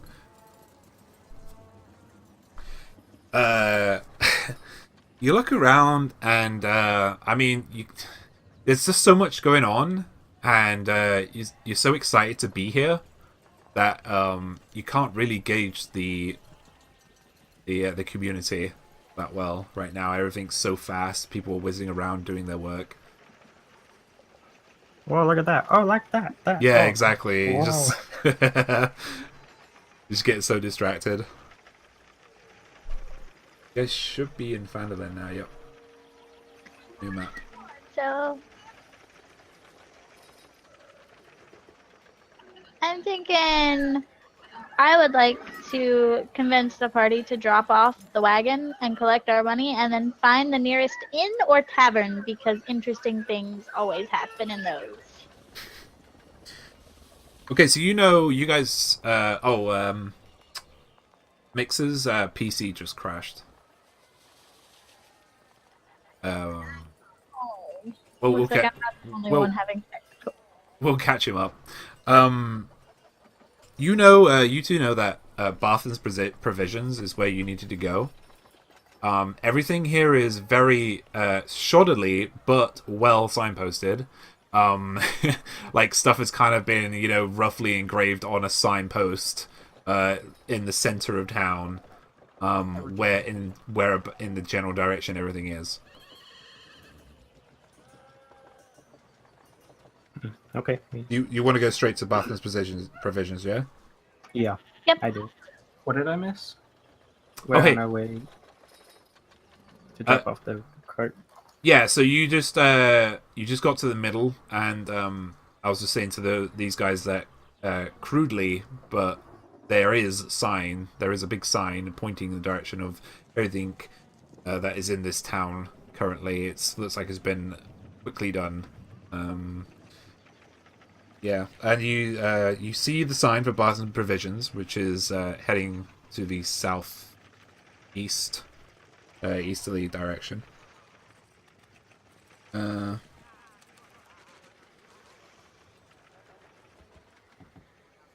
Yeah, and you head to Barthen's Provisions, and was it? Yeah, and there's this very lean-looking but older gentleman at the front of the store. Things seem to be slow because he isn't inside. You can see you can see that he's the owner because he has this big apron on, and he's very proud of what he has. He's got his back up. He's got two assistants who seem to be helping him pack things right now. Through one of the side shoots of the establishment.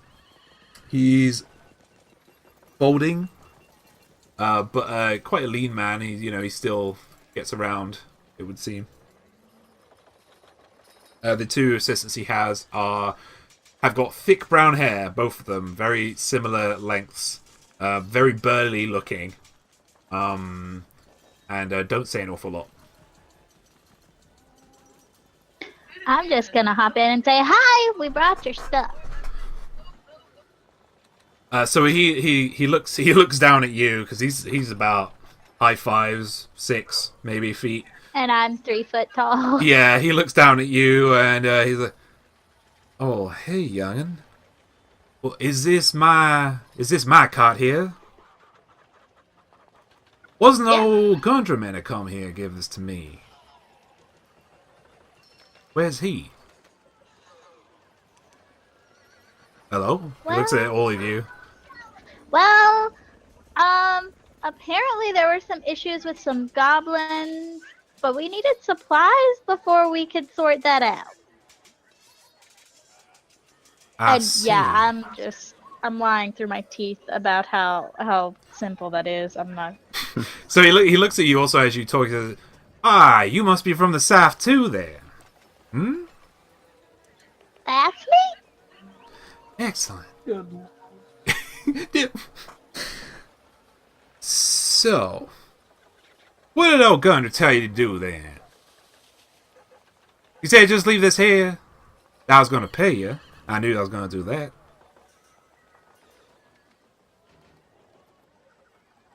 That's all I Cat got your told. tongue? Why are we not talking? You guys wouldn't shut up on the way here. I was pretty pretty good. first with my team of the option of instead of getting paid, we get paid in supplies that we can use. But But money. money. We need the supplies anyway. We're going to be spending it on supplies. Pretty sure Yes, that's you were all offered 10 gold pieces each for this fine supply cart to be delivered to my establishment. Is that correct? That's right. Then he calls, he says, "Hey, Thistle!" And one of the big, wiry-haired, brown-haired boys come up to him and he says, "Go fetch you my pouch." And he goes in, still just, like, he's got his arms crossed right now as, I haven't even told you his name yet, actually. I'll tell you in a second. He folds his arms, right, as he's looking at you up and down, like, tapping his foot, and then Thistle comes out, right, with this big pouch of you just hear a big tsh, as he puts it into his hand. And, he says, that'd be the one. So he tells you all to put your hands out like kids at Christmas. Says, I will only too happily oblige while looking like a kid at Christmas. okay, so he chooses for you first, and he says, okay, this is 10 gold for you, little messy. He gives you it, and it kind of like it's heavy in your hand. It's like you're only a tiny thing. But 10 gold pieces, it's got quite a weight with it. And then Luminous and Tenzu, he also gives you 10 gold pieces each. I smirk and say, "Thank you." Thank you. I politely thank them. Okay. Yeah, he nods at all of you as you say that. He says, "My name's Elmar. Don't know my own name these days. Elmar? That's a weird name. Elmar Bartham." Elmar Ba. Elmar. Me and Gundren go way back, so if you could find that fella, he owes me some money. He's a good friend of mine. He needs to be found. I would like to interject and tell them we know where he might be. He might be. That's true. Where might he be? Do you remember how we were telling you about them goblins? They've been causing all kinds of trouble on that road. Did you sort them out? I'm sure they're coming from somewhere. We found their cave, and we managed to kill, I believe, a couple of them. Oh, I Around, tell you 8 what, or I so. bet you Gundren's in that cave. You should go get him. What? He then comes over to you, and puts his arm over your shoulder and tries to keep his voice quiet, looking around. He says, "Please, this town's not safe. You need to find him. The red brands are everywhere. Have you heard of the red brands? No, sir. They're making it hard on everybody. They're taxing everybody. I'm outside here because I can't stand to be inside my shop no more." They're shaking everybody down. I think the town master just does nothing. He just lets it all happen. I know you just paid us, but here's what we can do.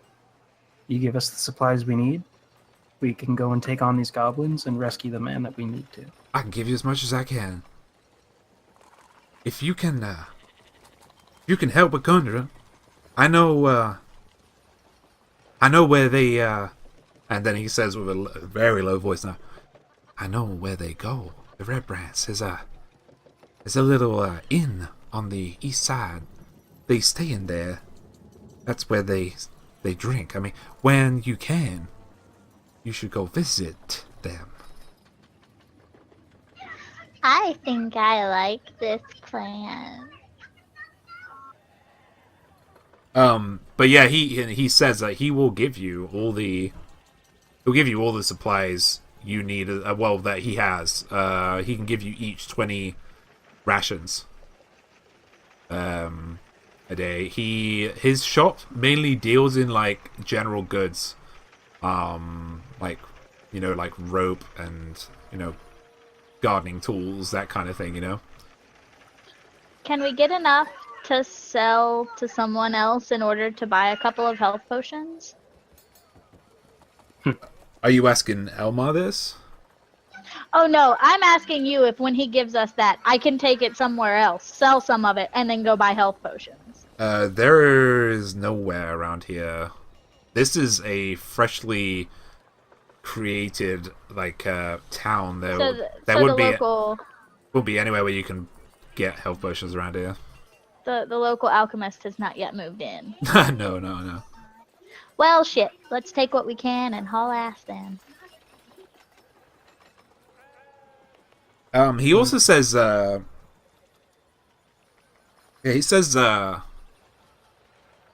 hey, you were looking for Gundren. His brothers also were around here. They went out though. Nandro and Tharden, their names were. You may have come across them, I don't know. They're two little dwarves. If you come across two dwarves, they wouldn't mind me calling them little, though. They'd probably give me a good hiding for that. Come across them? I haven't seen them in like a week, 10 days or so. Were they riding horses back that way? Oh, dwarves on horses. I think I only seen Gundren do that. No, they were, I'm not sure what they were doing. Do you know which way they went? I seen them go out the north side of town. Where you came in, actually. That's why I asked. Why not add them to the list, guys? If we're looking for everybody else before we come back and deal with the town problem, then it can't hurt. If we find them, we'll let you know. Agreed. Thank you. We may have heard something, but not much. All right. So he gets Ander, who's the other assistant, to get you your rations, and he gives you each 20 days worth of rations. He says, "I'm sorry, this is all I can do. You seem to have everything else under control." I would like to give 5 each of my rations to my teammates because I already have 10 days worth. Okay. I can't carry all this. I can't carry all of these rations. I'll take his rations even though... Yeah. I need people to carry my stuff for me sometimes. Somebody else gonna have to carry all these rations. I'll hold them then. Thank you. I'll take the rations, but I won't tell them that I also had 10 days of rations. Yeah, you as you turn to walk away to do whatever you were going to do, you see him just yell at Andrew and Thistle to get working on the new supply crate that you guys have brought for him. Yeah.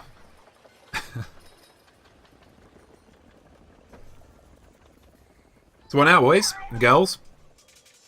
Well, what time of day is it? So it is around midday right now. Do you guys want to see if there's anything else we can do to maybe earn some extra coin before we head out and look for everybody? You know I do. I like that. I have some stuff we can use to maybe, I don't know, relax for a little bit.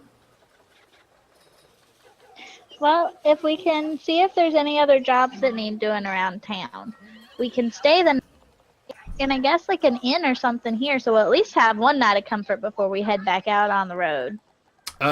When you came in the center of town stood a very large, newly built roadhouse made out of fieldstone and very roughly hewn timbers. The common room was, like when you looked in through the window, it seemed to be just filled with people who were like getting their lunchtime worth of alcohol.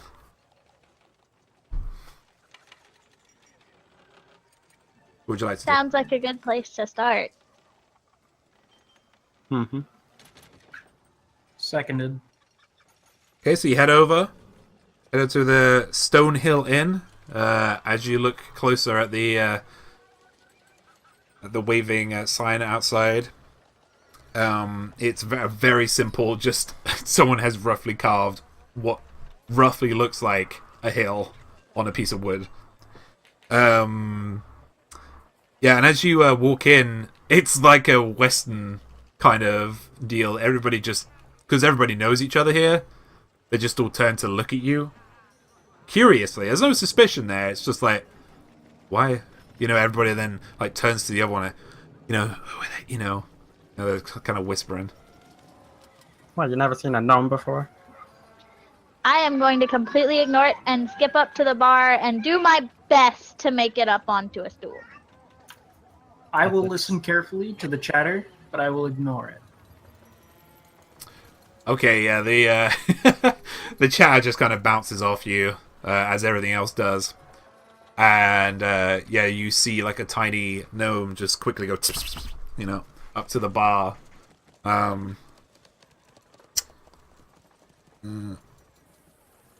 Yeah, before you, when you scrabble up on the stall, Callista, you see a very short, young, human male called Toblin, who asks you, what would you like?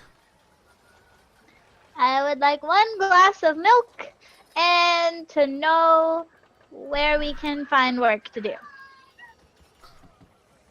Milk. You want a glass of milk? If you got it. Otherwise, dwarven ale sounds nice too. Milk is more expensive than than the rest. And he looks around the tavern, everybody just drinking, this what seems to be the same stuff. He says, we do Stonehill ale here. Do you want some Stonehill ale? We don't have any milk. Close enough. All right, that'll be 1 gold then, please. Okay. You sure you want a pint, young lady? Yeah. I mean, I'm it's old enough. about half the size of you, I'd reckon. Well, then charge me less and give me a smaller cup. Ah, business lady, I like it. So yeah, he actually reaches underneath. He says, "We got some of our more gnome-friendly cups here. Places like this tiny cup to you guys, well, not you guys, to everybody else, and Luminous in here. Fills it up with a little bit of ale and slides it over to you. Takes the gold piece. Mark 1 gold piece off your Torah. Okie dokie, and I will drink my ale and maintain the question of where I can find work.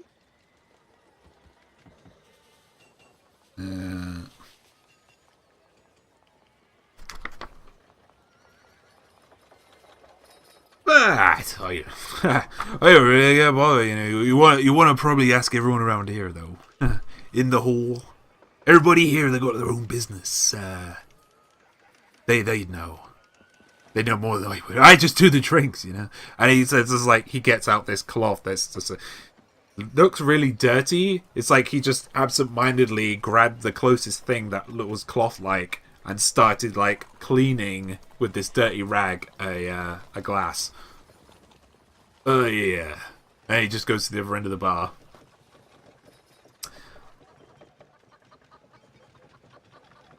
Hello, all right then. So I guess I will, while everyone else is sorting out what they're doing, just kind of turn around and watch and see what I can discern from people watching with my drink. Okay. Just for my own curiosity, asking the dungeon master here. Mm-hmm. Are we as characters allowed to have relations with other NPCs?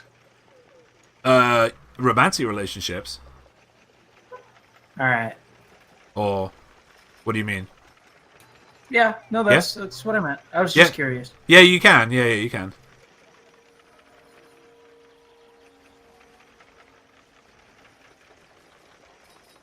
So, Luminous and Tenzin, what are you doing? I will sit down, and I will wait patiently for whatever the word is on what we can do to get work.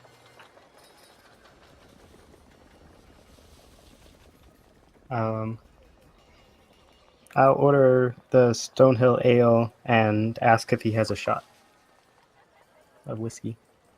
Oh, whiskey. Now there is some taste. And he grabs a really dusty bottle from the back, and he brings it forward. You can't even read the label. It's like all deteriorated. He's probably had this for a while. Gets out this grubby looking shot glass, pours you one, and then slides it along at you. On the house. We don't get many whiskey drinkers in here. Thank you, good sir. So he stares at you. He's staring straight at you as you take that shot. I down it. Just and then he just my shot on the table. Okay, he has this massive smile on his face. Make a Constitution saving throw.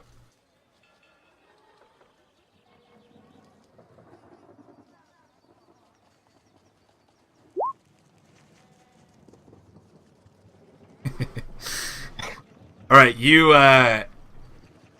feel it burns. It's burning the back of your throat, and it goes down your gullet, and it's burning. And you feel you burn so much you don't realize that you're losing grip on the stool beneath you, and you almost fall, but then you get back to you get back onto the stool, and it's like, whew.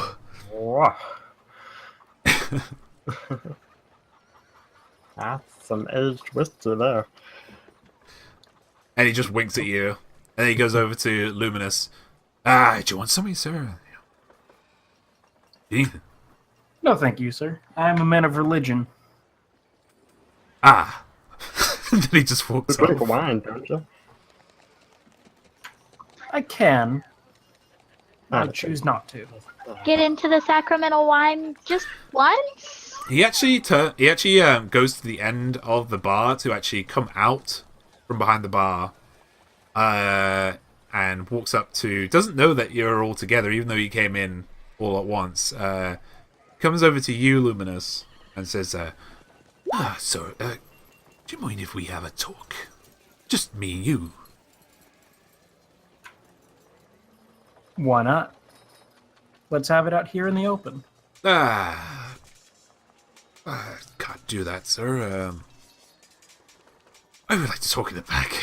It's very sensitive. As a man of religion, I need your... May I roll to see if he's lying? Perception, I believe. Insight. Yes. D10? Nope, that's D20 plus your insight skill. Which I believe is intelligence. Maybe. Or charisma. I roll a 9. Inside is wisdom. It's wisdom, I was wrong. Everything. Oh yeah, you're right. You rolled In that case, I roll an 8. You rolled an 8. Alright, I mean, he's quite sincere. As far as you know. Alright. I will agree to go to the back and talk with this man. He takes you to the other end of the bar. There's a door that you didn't see was there before.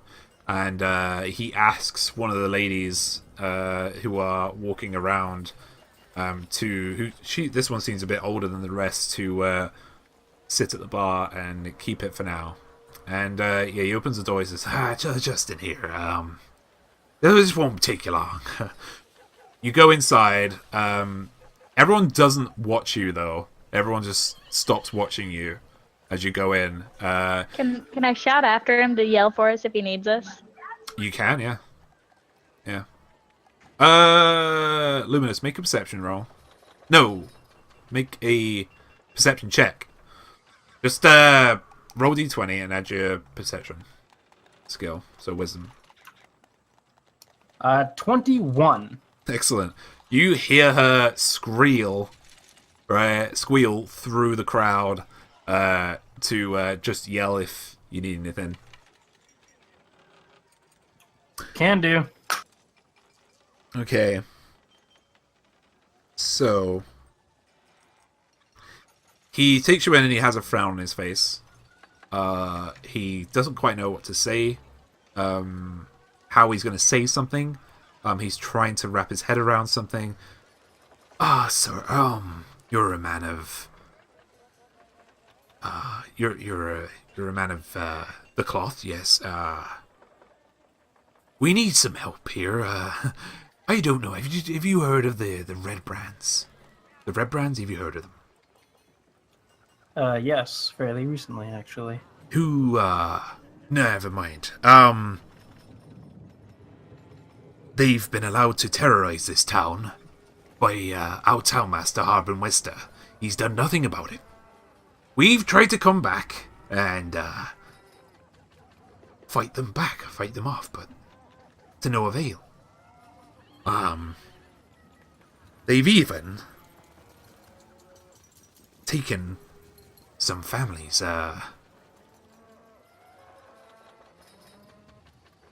so I was hoping if you and whoever you're with can help us in any way you can.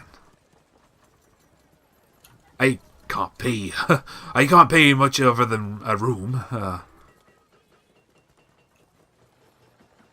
You said you can give us rooms for the night? If you promise me that you can help us, I can give you a room, yeah. Here's what I can tell you. We have a plan. Okay, and as soon as you say that, he drops on his knees and just like clutches on the side of your chainmail. Thank you, sir. Thank you, sir. They've taken everything from me. Everything from this town. We're only been here about 40, 50 years. Thank you so much. Then he, realizing that he kind of lost his composure there, stands up, brushes himself down, and then just kind of gives you a side nod and opens the door embarrassingly and then rushes to go to behind the bar.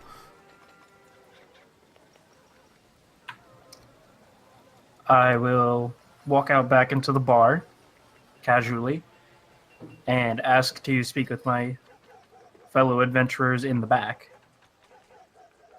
Yep. At this point, I'm probably hanging upside down off the stool, and I will set myself up for a really bad check by saying, at that point, she would try to flip off of the stool. Acrobatics check. To follow him.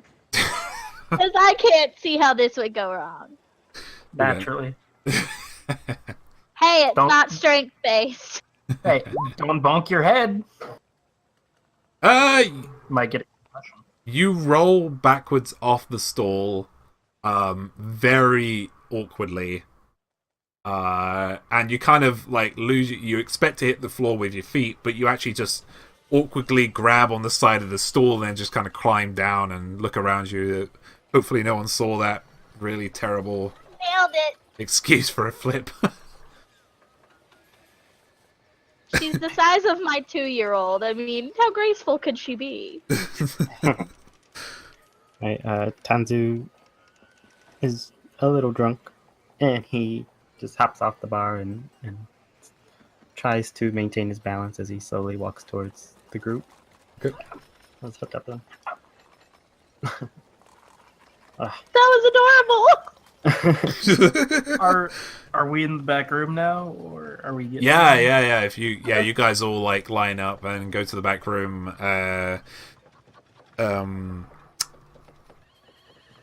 Toblin has no problems with you going back there. He just gives you a nod. Alright, look. He said he can give us a room if we plan to help these people. Should we do it? I mean, I know we already planned to go on our own little journey, but he said he can house us for the night if we plan to help them. Help him. What? Sansa was drinking a little bit, not following. Help them how exactly? They more or less want us to liberate them from their predicament. The red brand, the taxing people. Exactly. Hmm. They want Did us they to say take care what of them. needed? Did they say what needed to happen to the stuff they'd already collected? I'm going to tell you this right now. They didn't say anything. But I want to do the right thing and return what was taken.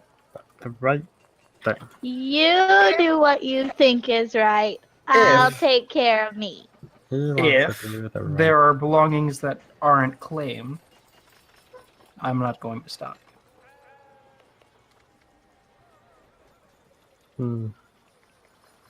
What did he offer for us during the service?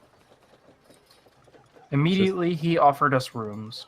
And I can imagine, to much of your liking, I can only imagine he would allow us to drink as much ale or wine as we so please. Well, you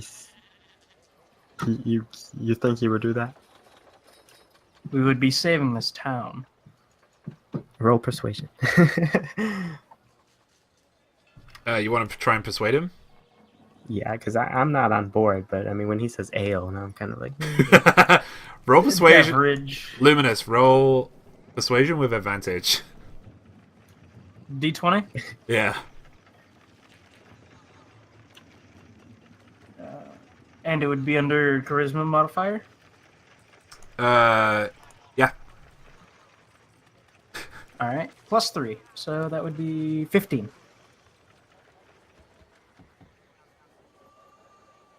Right, yeah, you, he's pretty convincing. You know, as soon as you said ale, it was like, oh. Yes, the ale. Okay, Tons is on board.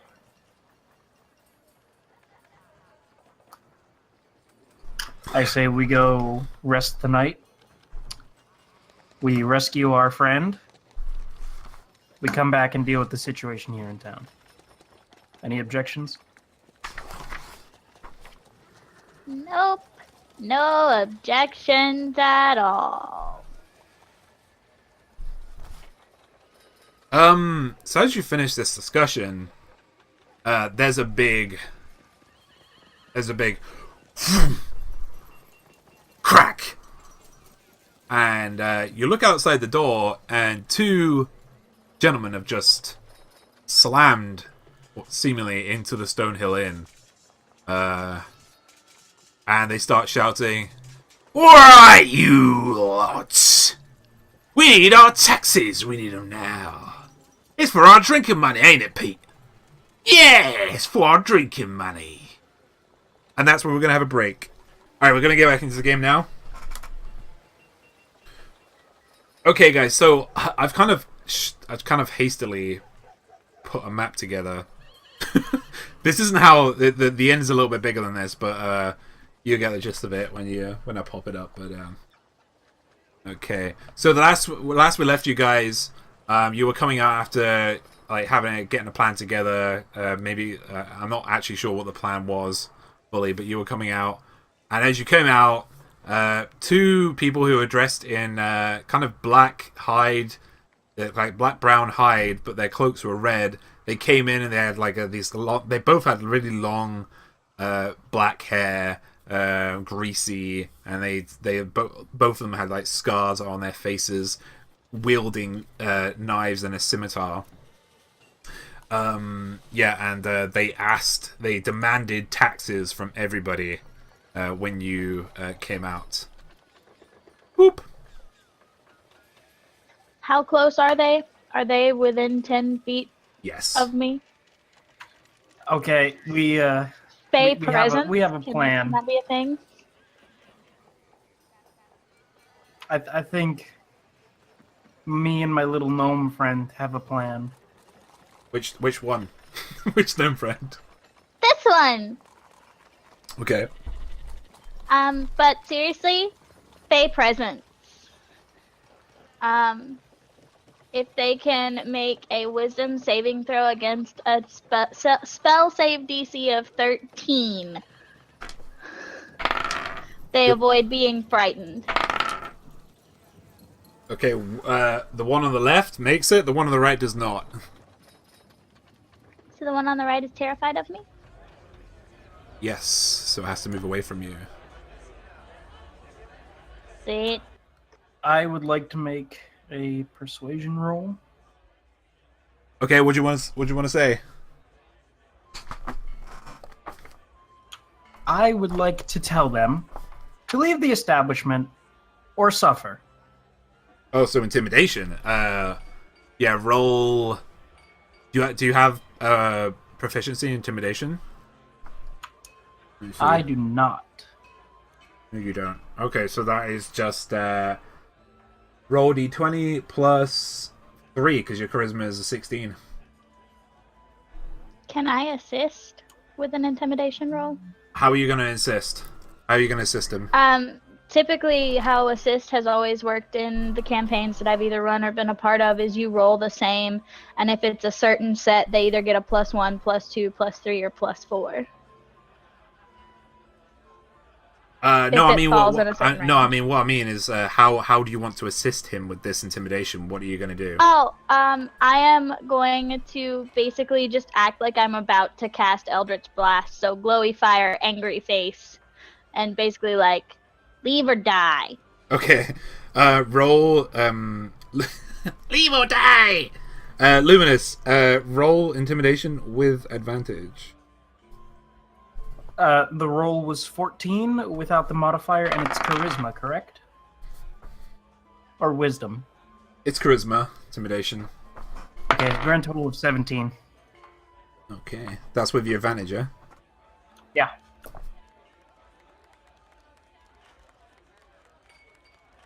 Alright, so the one on the right, he starts to he doesn't start to do anything because I can't. That's the wrong bloody map, James. Sorry. Yeah, you're on the right map. Yep. I'm not on the right map. All right. Yeah, he starts to like move away. And the other one just, Pete, what are you doing? Right, and he goes, I don't want this fight. I don't want this fight, Al. I don't want this fight at all. Right, and he says, what are you talking about? Right, and then you say what you say. He's like, oh. We got a couple of wannabes, do we? Well, we'll be back. You'll see our faces again. Our beautiful faces. That You'll only answer a mother could love. You'll answer to Yarnu Glassstaff, you will. And then they piss off. Well, apologize. High five the paladin. Yeah. It wasn't our full plan, but it did kind of work. I didn't get to stab anybody in the kneecaps. But everyone, as soon as they leave, everybody's like, whoa, whoa! You know, they just clap you, clap your shoulders and everything. A couple of them actually throw some gold your way, and they give you.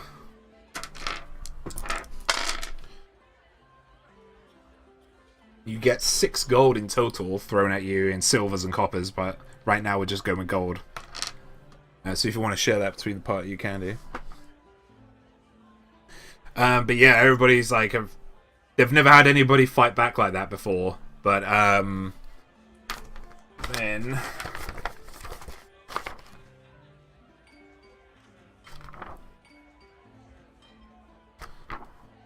where are we?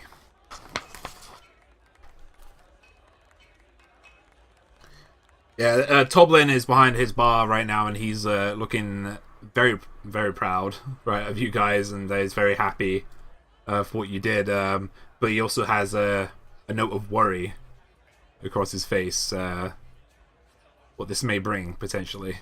Yeah, can I take a moment to interact with the NPCs around me?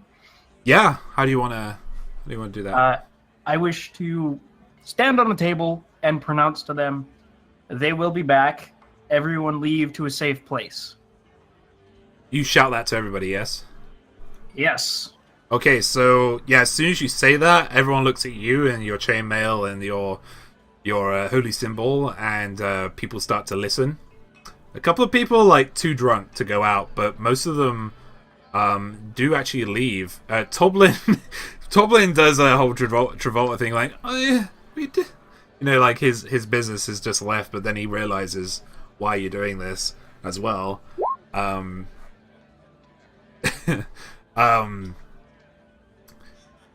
there's probably about 4 or 5 people left in here, not including the innkeeper and his employees. So I think you guys should probably find a good place to take cover to lock up your valuables, because they're not going to be happy when they come back. I highly suggest you hide your valuables while this one is around. Hey! I haven't taken anything. Yet. Yeah. Clear the room, guys. Don't mind us. With a with a scathing look from Toblin, he looks you up and down, and then it seems to be pleased. He doesn't think you've stolen anything. That's good, because I haven't. That'd be just cruel.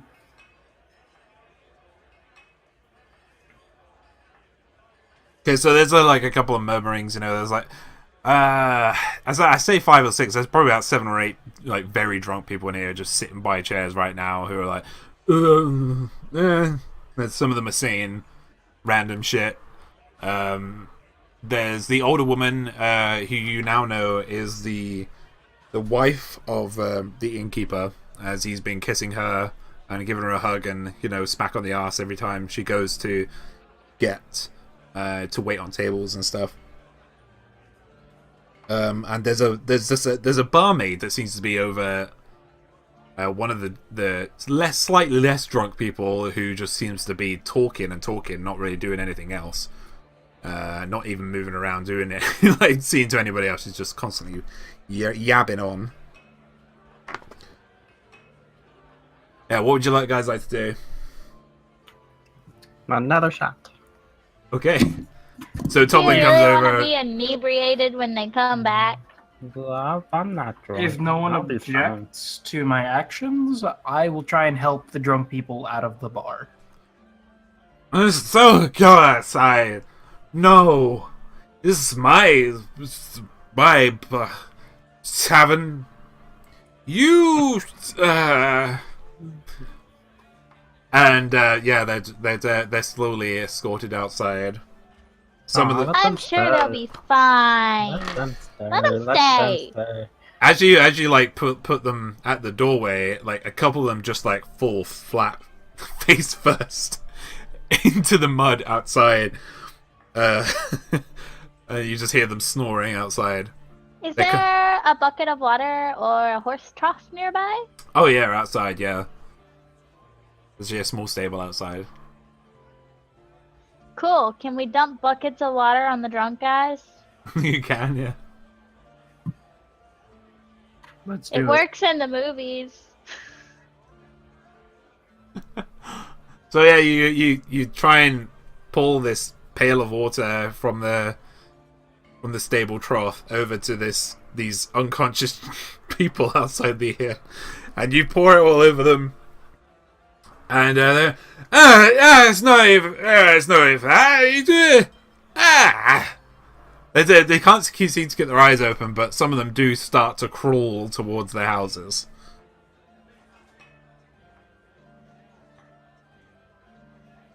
But as everybody starts to leave now, not including you three because you're still in there, you also see a little boy who's just like kind of rushed down the stairs to check everything is okay. He's a very tiny boy. He's probably about 8-9 years old, and he comes over and hugs his dad's leg, which now you see is Toblin.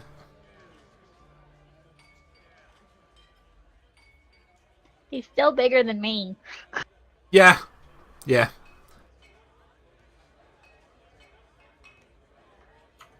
Fair. Should we hide their family, or do you think he's got this? I say we trust him to hide his family. Cool.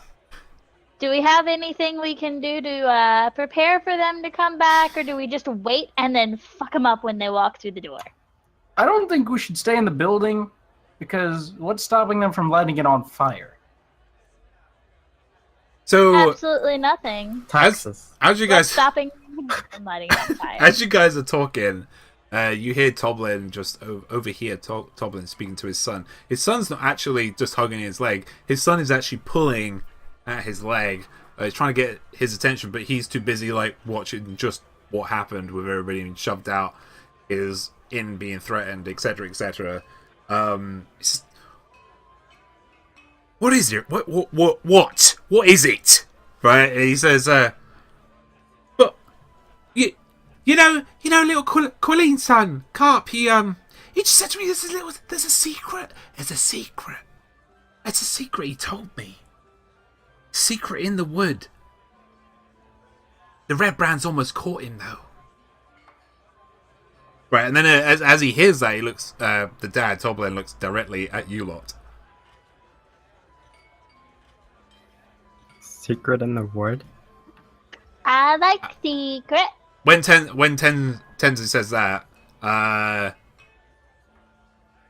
Pip, his name is, turns to you and says, "Yeah, secret tunnel. It's a secret tunnel. It goes straight. I don't know. It just goes straight. The Red Brands, they know something. It's in the wood. He found it. He almost got caught though. I said that, didn't I? He almost got caught." Take us to the secret tunnel. I was gonna say if the what's their faces know about it, then why don't we find out from them? And then you know what they say, 3 can keep a secret when 2 are dead. So us 3 can be the one, and the red guys can be the other 2, and then we don't have to endanger a small child. I will sell you to Satan for a corn chip before I die. Are we the ones that's gonna die in the story? No. Oh. No, our party is 1 person. Oh, but And there's 3 of The them. red guys are the other What? 2 persons, and then we kill them, and then we have the secret, and then we can do the thing. That's 5 people. Wait. Think metaphorically. You're role-playing him Forgive him. so well right now. Forgive him, he's a little drunk. Yeah. I'm fine. Maybe we should throw a bucket of water on you. No. No. Why did I ask for a bucket of water? You can do that with prestidigitation. Just do it. I should do it again. Can I splash him with a bucket of water? I want to splash him with a bucket of water. Who are you trying to splash? Tenzin. Tenzu. Yeah. Yeah, sure. Make an attack roll. What kind? 'Cause I'm Just gonna pick up it's a flat. tankard. It's a flat strength roll. Okay, that's gonna suck. Yeah, it is. Oh, this is gonna be terrible. Let's do it. And that's with a -2, guys. So, because she used all her strength trying to bring that pail over to the other drunkards who are now crawling their way home, she tries to bring another one over, and she falls over into the water, and you are now drenched in just water, just all this water. Damn it! Well, You just why soaked did you do yourself. that? Can I just splash water at his face now that I'm just standing in the bucket of water? Sure, go ahead. Yeah, I'm just gonna splash cold water in your face now, Tenzu, so... Ah, Are you awake now? If you're not, you can join me in here! It's cold! I'm awake. I'm awake. I'm fine. Thanks for that. I needed Anyway, that. let's not have a kid drag us through the woods. Let's beat it out of the red guys when they come back. And then kill them. Make sure to stab their kneecaps. Can we put a heavy boulder over it? So they can't arrive that way? Oh, you mean the secret tunnel? Yeah, like, is it on the... it said it was in the wood. Is it like a door? Or is it like on the ground? Don't know, you only know what Pip has told you. What's that on the wood? He said it's in a wood, and all he knows is what Carp's told him, which is it's a secret tunnel in the wood, and the red brands almost caught him. Okay. Well, forget it. I just, stay here.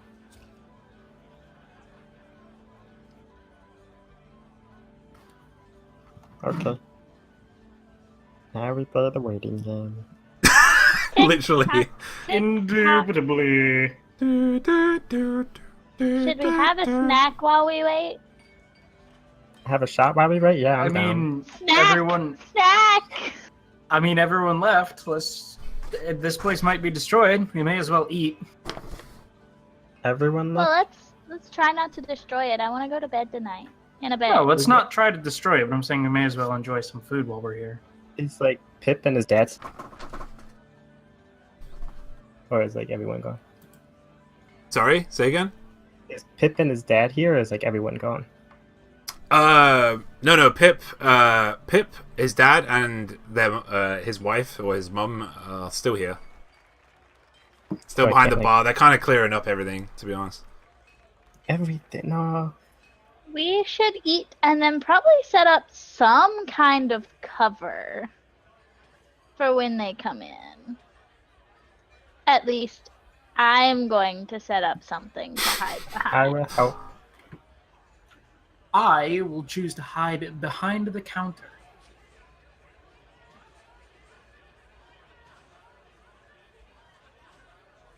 So, dear dungeon master, Yarp? I would like to look around for something that would be easily stackable for a gnome to hide behind yet see under. Or over, rather. Anything in here, literally, like, any of the tables could be turned and you could, like, look under, or a chair, because it's just so tiny, everything in here is pretty normal sized. Can we go back to the map with the bar? You will soon, yes. Okay. What would you like to do? We're trying to plan out our barricades. Yeah, I'm just gonna like move my character where I would want him to be. Okay, one That's second fine. then. Give me a second. I will sort you out. Oh, good.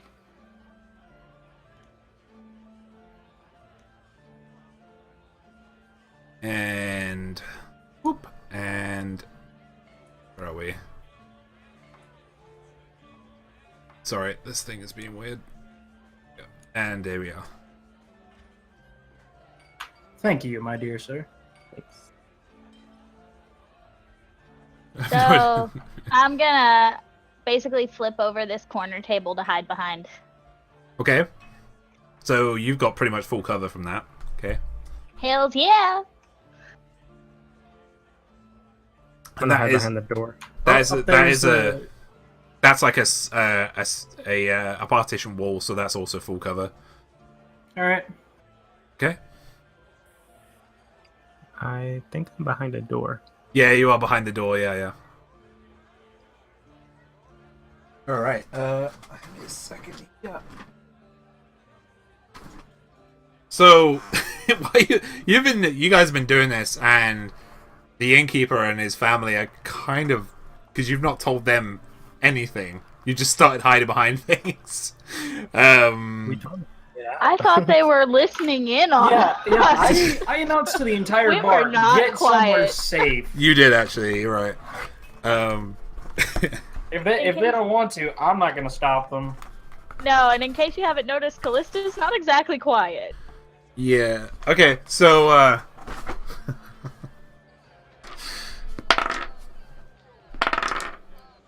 Eesh. This is what a DM station looks like, guys.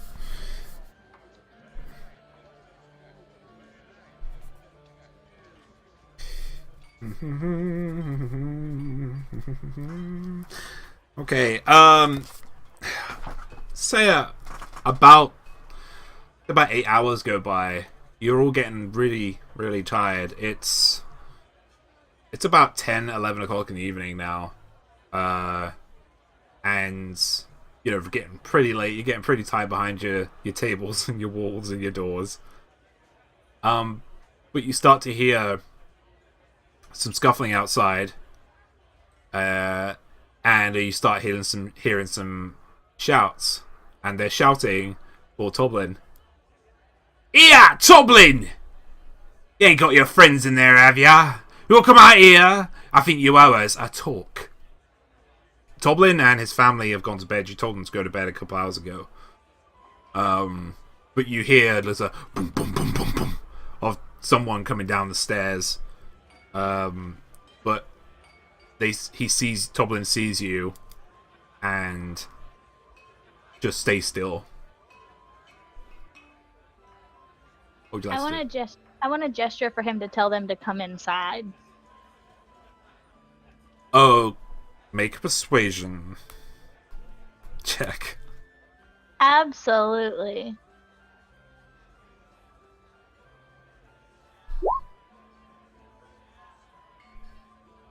I'm apparently not very persuasive, silently gesturing from the corner.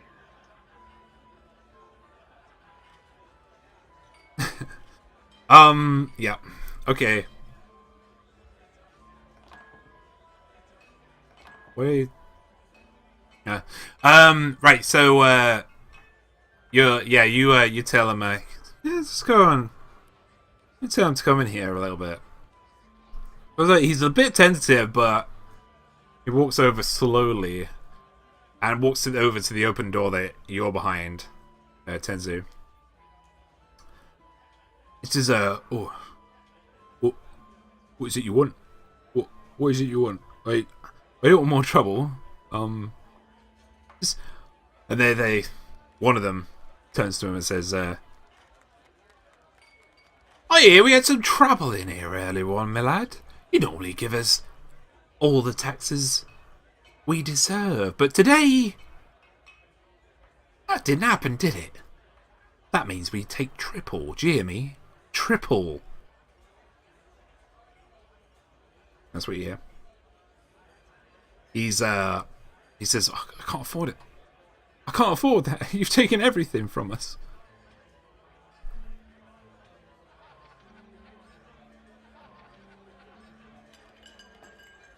He starts to back through the tavern slowly, taking juttery steps. You hear, well, Tenzu, you heard grass footsteps, and then you just hear like something walking on top of their boarding outside, until eventually, get out of here. You see someone come inside the doorway. He only has eyes for Toblin right now, who is about here. Then you hear another set of footsteps, but they stop just on the other side of you. You hear more footsteps out there, but you're not quite sure how many. Do we have to remind you of how much you owe us? And they go to attack Toblin. Is this the part where we jump out and yell surprise and then stab them? I don't know, is it? I'm asking the other guys.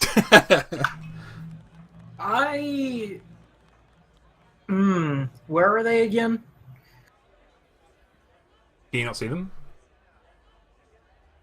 No, I see. I'm looking and I don't see any pings. Oh no, wait, no, I see them. I see them. Yep. Okay. I am going to remain hidden because I am too far. I'd prefer to go with a sword attack, so for now I will remain hidden. What about you, Paladin? Oh, that was the Paladin. That was the Paladin. No, I'm What's the going to. Paladin? Sorry. I'm going to slam the door as soon as I think he fully enters. You good? Just for now, we're going to say that this is Tolbin. Orlando Bloom? Oh dear! I found my relations partner. Relations partner. Ooh, okay. Oh, God. This guy's getting closer to him. Tolbin's running out of space. Alright, now we jump. Surprise! Alright, so... Tenzu, what do you want to do, Tenzu? Slam the door. Slam the door shut? Yeah. Okay, so the door is now slammed shut. Question: are we able to lock the door? No. Yeah, I'll just stand in Okay. front of it. My little... No. Can he attack after he slams it shut? Yeah. So he's right behind the door. He can just move into it and it will slam shut. It's now closed. Are you moving? You're moving in front of the door. Slam it, yeah. I'm kind of like in front of it, like with my dagger in hand. Okay, so yeah, attack with advantage on this unsuspecting gentleman. Want to roll initiative because this is a surprise round. What'd you get? Holy shit.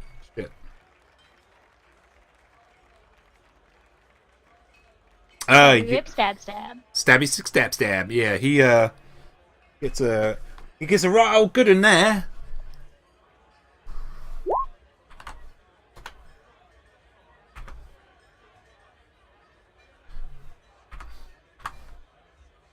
Yeah, you come in from behind and you shove your blade into his right kidney, right, and it goes really deep, and it's like.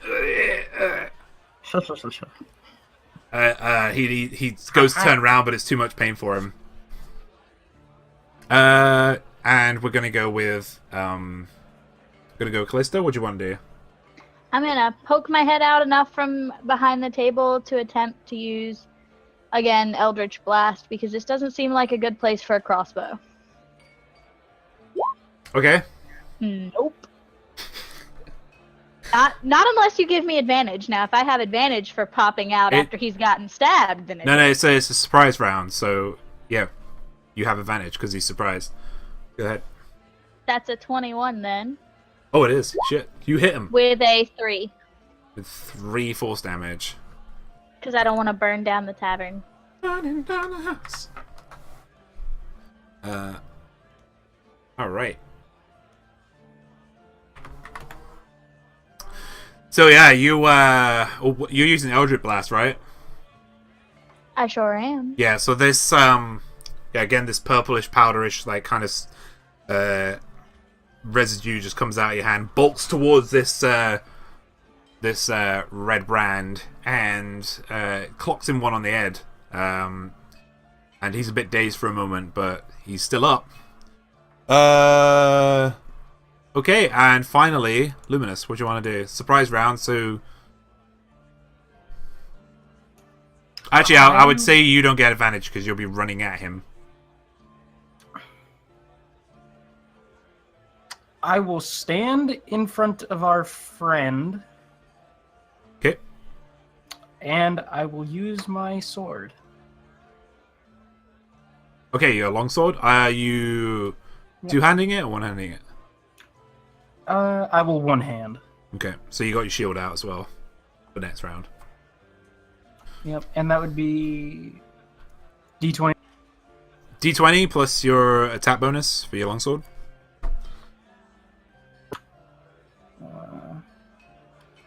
D20 plus attack bonus equals 16.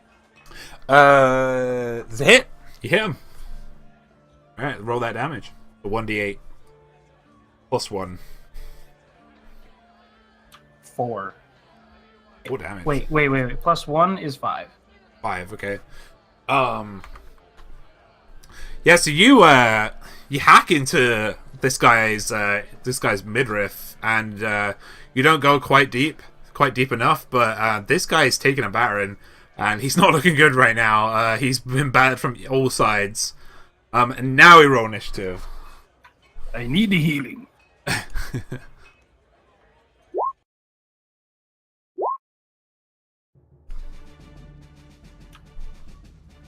Hey, you got a better initiative than me this time, and you're not last. The initiative is 20, right? A d20, yep. Plus your dex. Alright, 13. Okay. Yay. Aim first. Why is that playing double?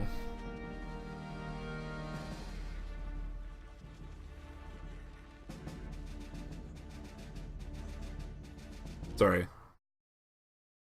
Got a track that's double.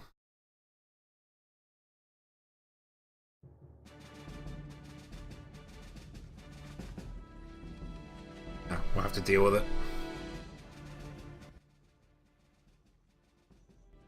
Okay, so we got the first guy.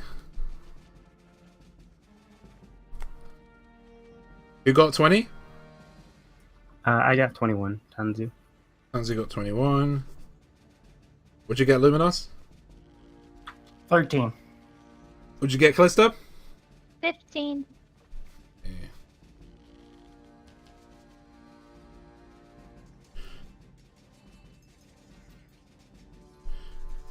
And yeah. Okay. I'm sorry about the double music, guys. I'm not really sure why it's doing it. Oh, hey, hang on. Ah! Fixed. Alright, so top of the round, we have the guy directly in front of you. With all these stabs by him, he's going to... I think he can do this... He cannot. Never mind then. Oh, wait. Yes, he can. He's going to use an action to disengage, which means he takes no opportunity attacks. And he's going to... Oh, wait. Yeah, he's going to go through the side door over here, through the window. He's going to go through the window. Doesn't leaving a threatened space. He disengaged. Wait, did he completely disengage? Yeah, he uses action to disengage and he's done nothing else. Alright, and he's going to say, "See you later, shitlords!"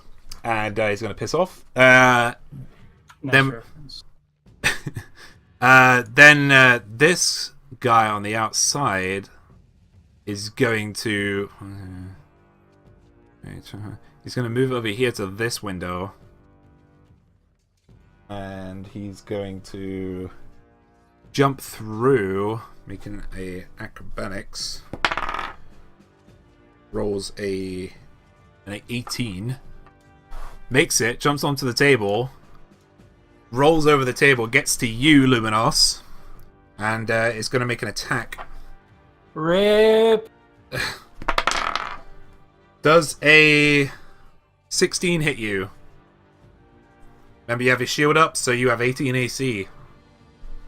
Yep, 18 AC. So he hit below your AC, so he does not hit you for that first attack.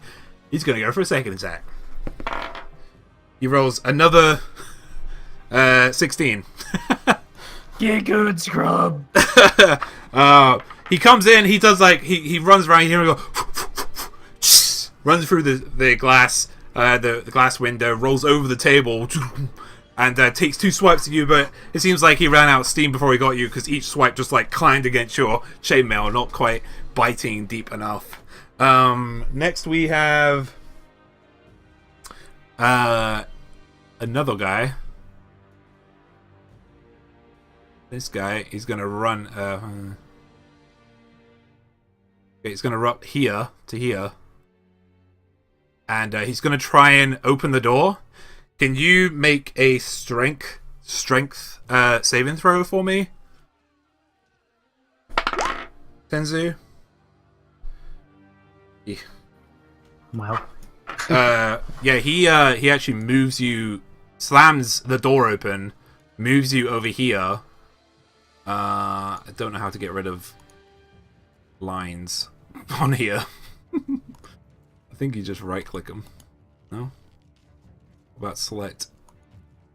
Then delete. There we go. Door is now open. You've been slammed aside. This guy's just going to run through and is going to take a stab at Luminos. Yeah. Does a 20 hit you?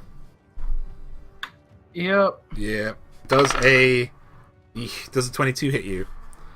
Yep. Okay. Bye, guys. 4 damage. And another, so 8 damage in total. I am bleeding.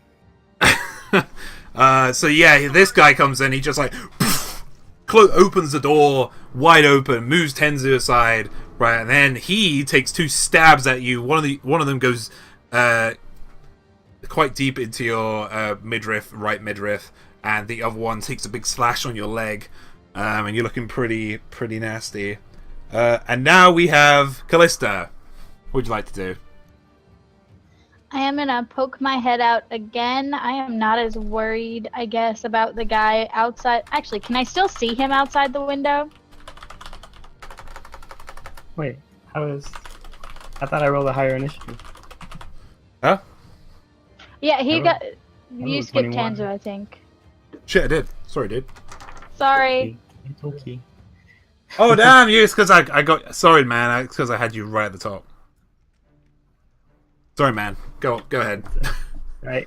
So I'm going to kind of move the door, not completely shutting it, but move behind. Move behind this guy to flank him if I can, and bring out my dagger, my bloody dagger now, and try to shove it up his back. You're gonna try and jump on this guy's back and stab him. No. I'm gonna get behind him to flank him and then stab him in the back. Right, so you have advantage on the attack roll.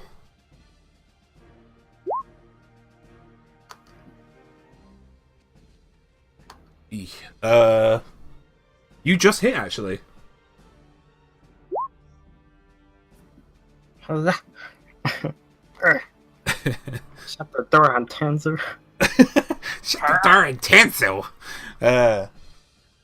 Yeah, so again, you just like go, you know, mad little forest gnome behind you.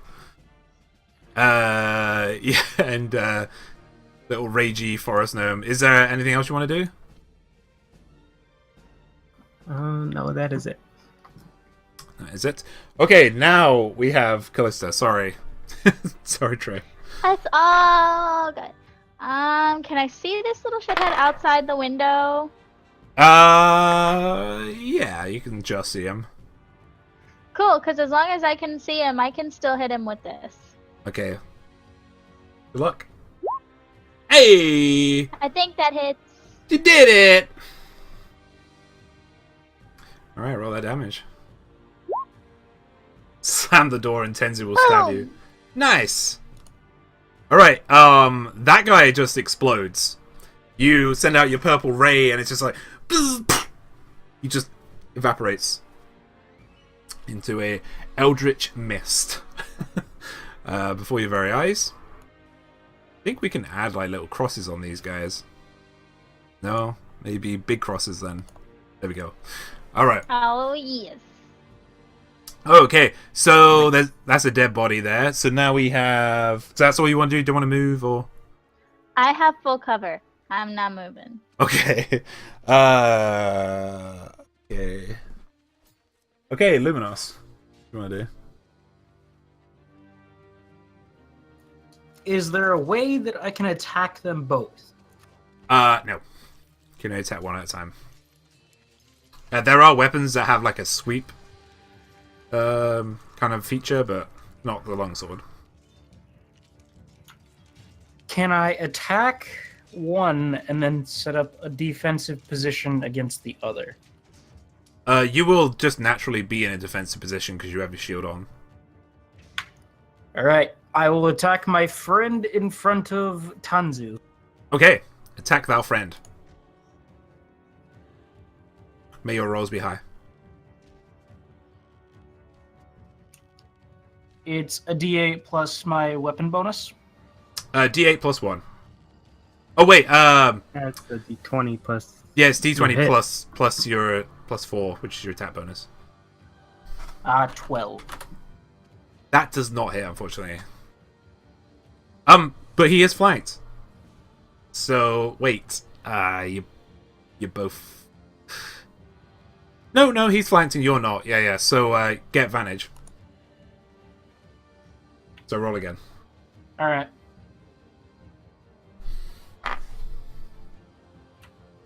This time, I got a 13.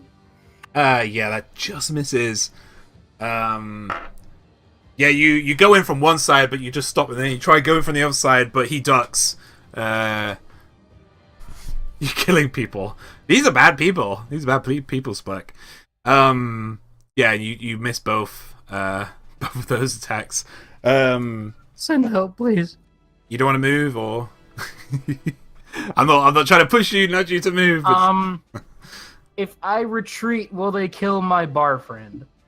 Very possible. As a DM, I shouldn't be telling you this, but I'm being nice DM, so yes, probably we will. I will maintain my ground. Someone save me. Okay, so now we have the fourth guy's turn.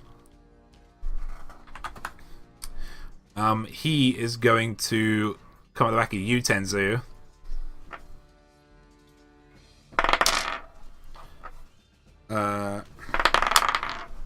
Okay. Does a 14 hit you? No. Ooh! Both of the attacks miss. Oh, wait, no. That's the first attack because you're flanked. Oh. Okay, does a 18 hit you? Yes, it does. Okay, so this one hits. Okay, 4 damage in total. Yeah, with his short sword, he just makes a quick stabbing motion into your top right shoulder blade. You can feel it go deep, and it like grinding against bone when he drags it out. Yeah, and yeah, that's quite a bit of damage there. Who we got next? It's your turn, Tenzu. Okay. In front of me, is it flanking him? Yes. Alright, so I'm gonna pull my dagger out of him and try to stick it back in him. Okay.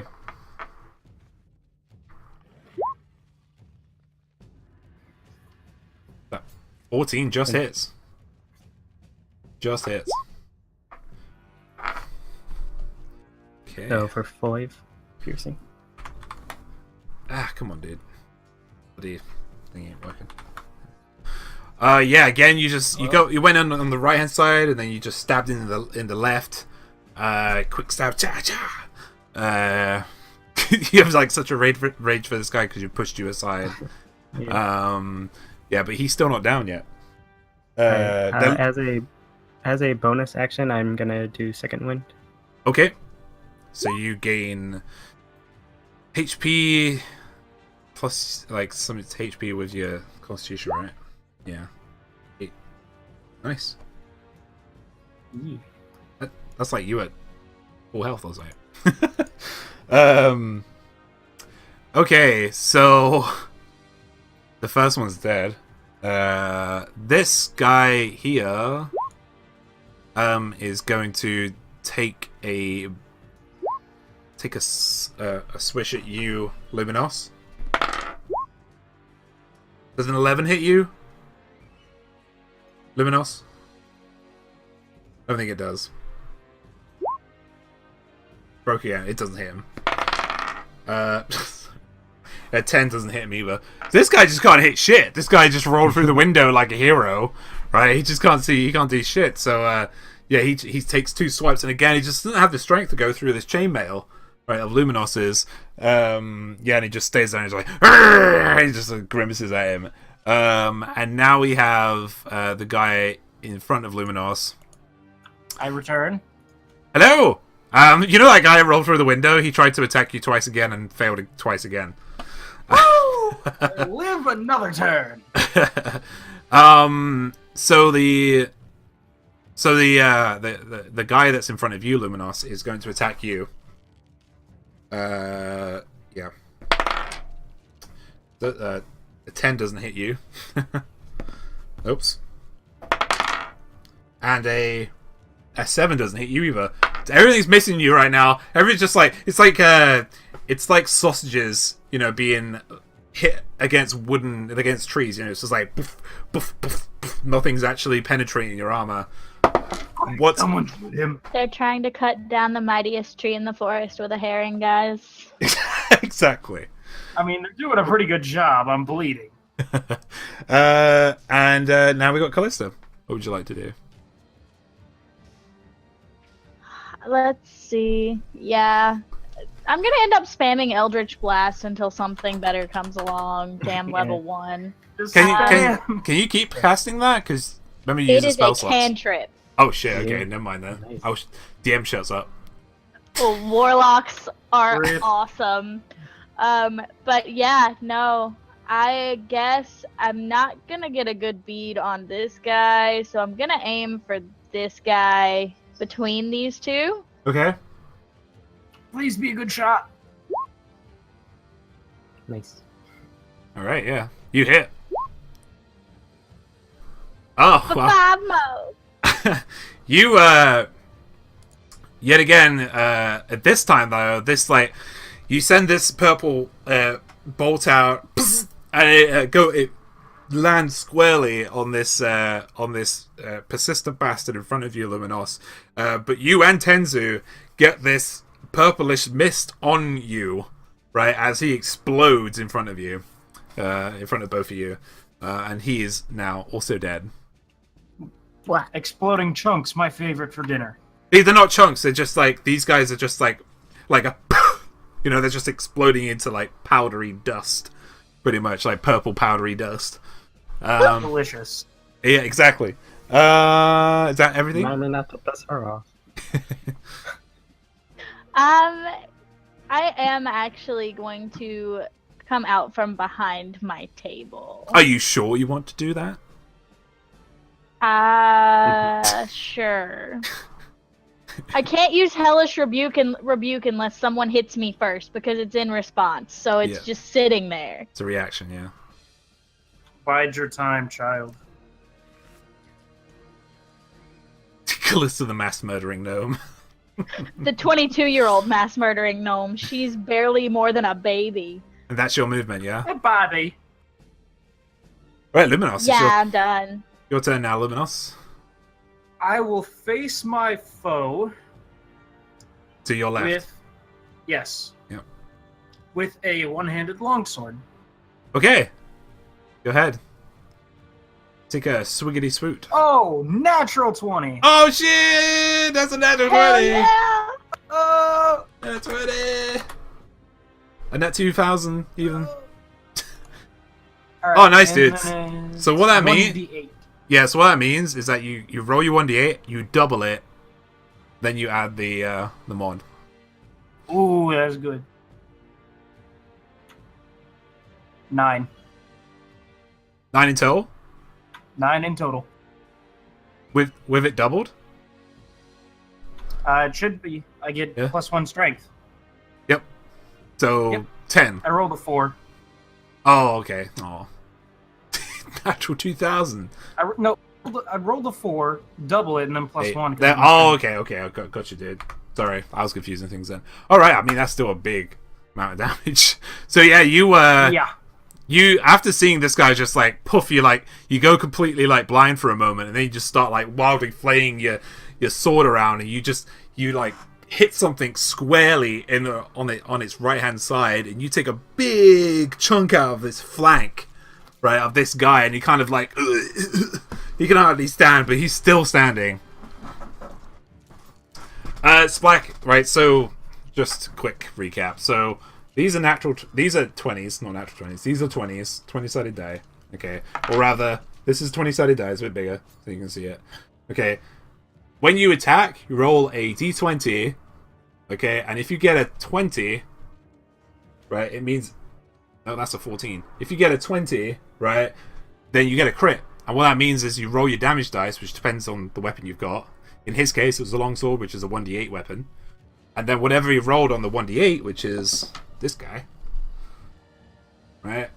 He doubles that number, then adds his strength mod, but we'll go into that. Okay, awesome. So you, like, fucked him up.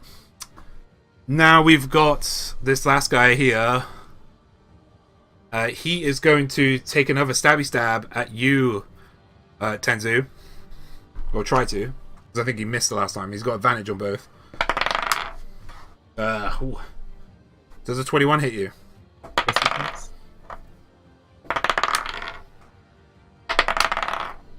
Okay, he only hit you with 1. Because the others were 2s, 2, and 2. Okay, so... Ow. Ow.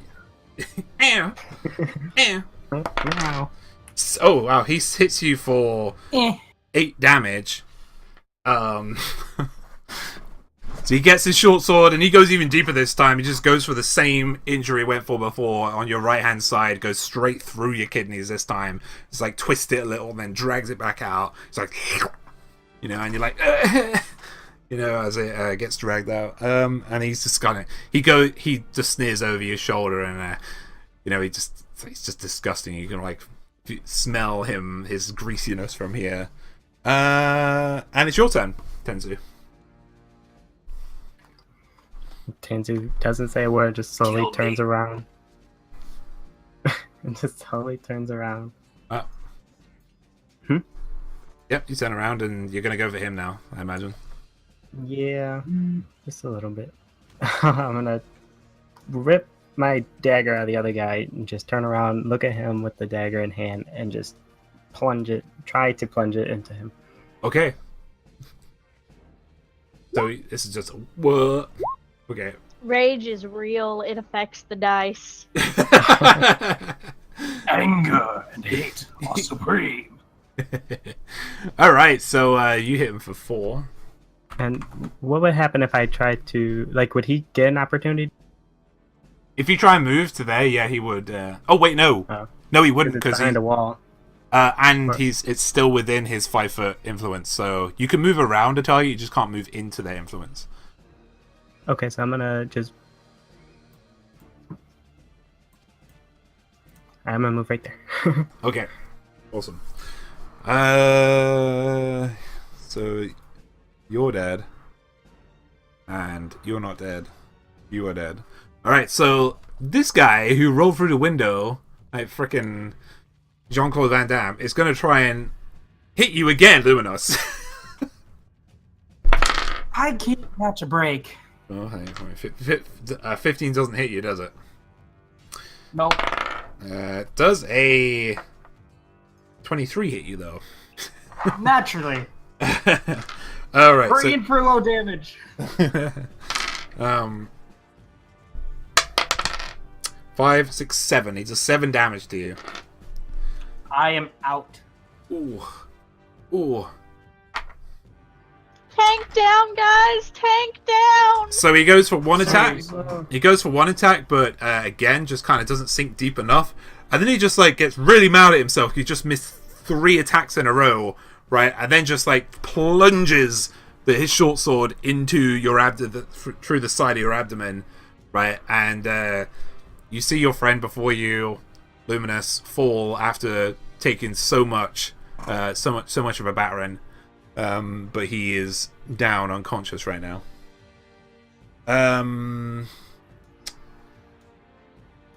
Now we have Callista. First of all, bye, Splack. See you, second Splacky. of all, I Sorry. am going to attempt to blast the shit out of the guy that just stabbed my my shield. Okay. I've covered your ass. I think that hits. Yeah, that hits. That also hurt. That also hurt. Actually hurt so much that you destroyed that guy as well. Yet again, it's just a pile of purple dust where this body used to be. And that guy, the guy that can never hit, but then finally drops somebody, dies the turn after. Poor dude. And then I am going to move around to the back side of the table, and she's gonna do it Mission Impossible style, just like da-na-na, da-na-na. Seriously, just squeaking as she goes. And then wait there, because next turn I'm probably going to try and use medicine on him, because I don't think I have the turn space for it. Okie doke. So, Luminos, please make a death saving throw. If you get over a 10, if you get 10 and over, you succeed. If you get under 10, you fail, and you get 3 chances. If you fail 3, you die permanently. If you succeed 3 times, you get up with 1 HP. If you crit with a 20, you get it with 1 HP. If you get a 1, you immediately automatically fail 2 death saving throws. So roll your d20. You do not add anything to it. Alright. Heart of the cards.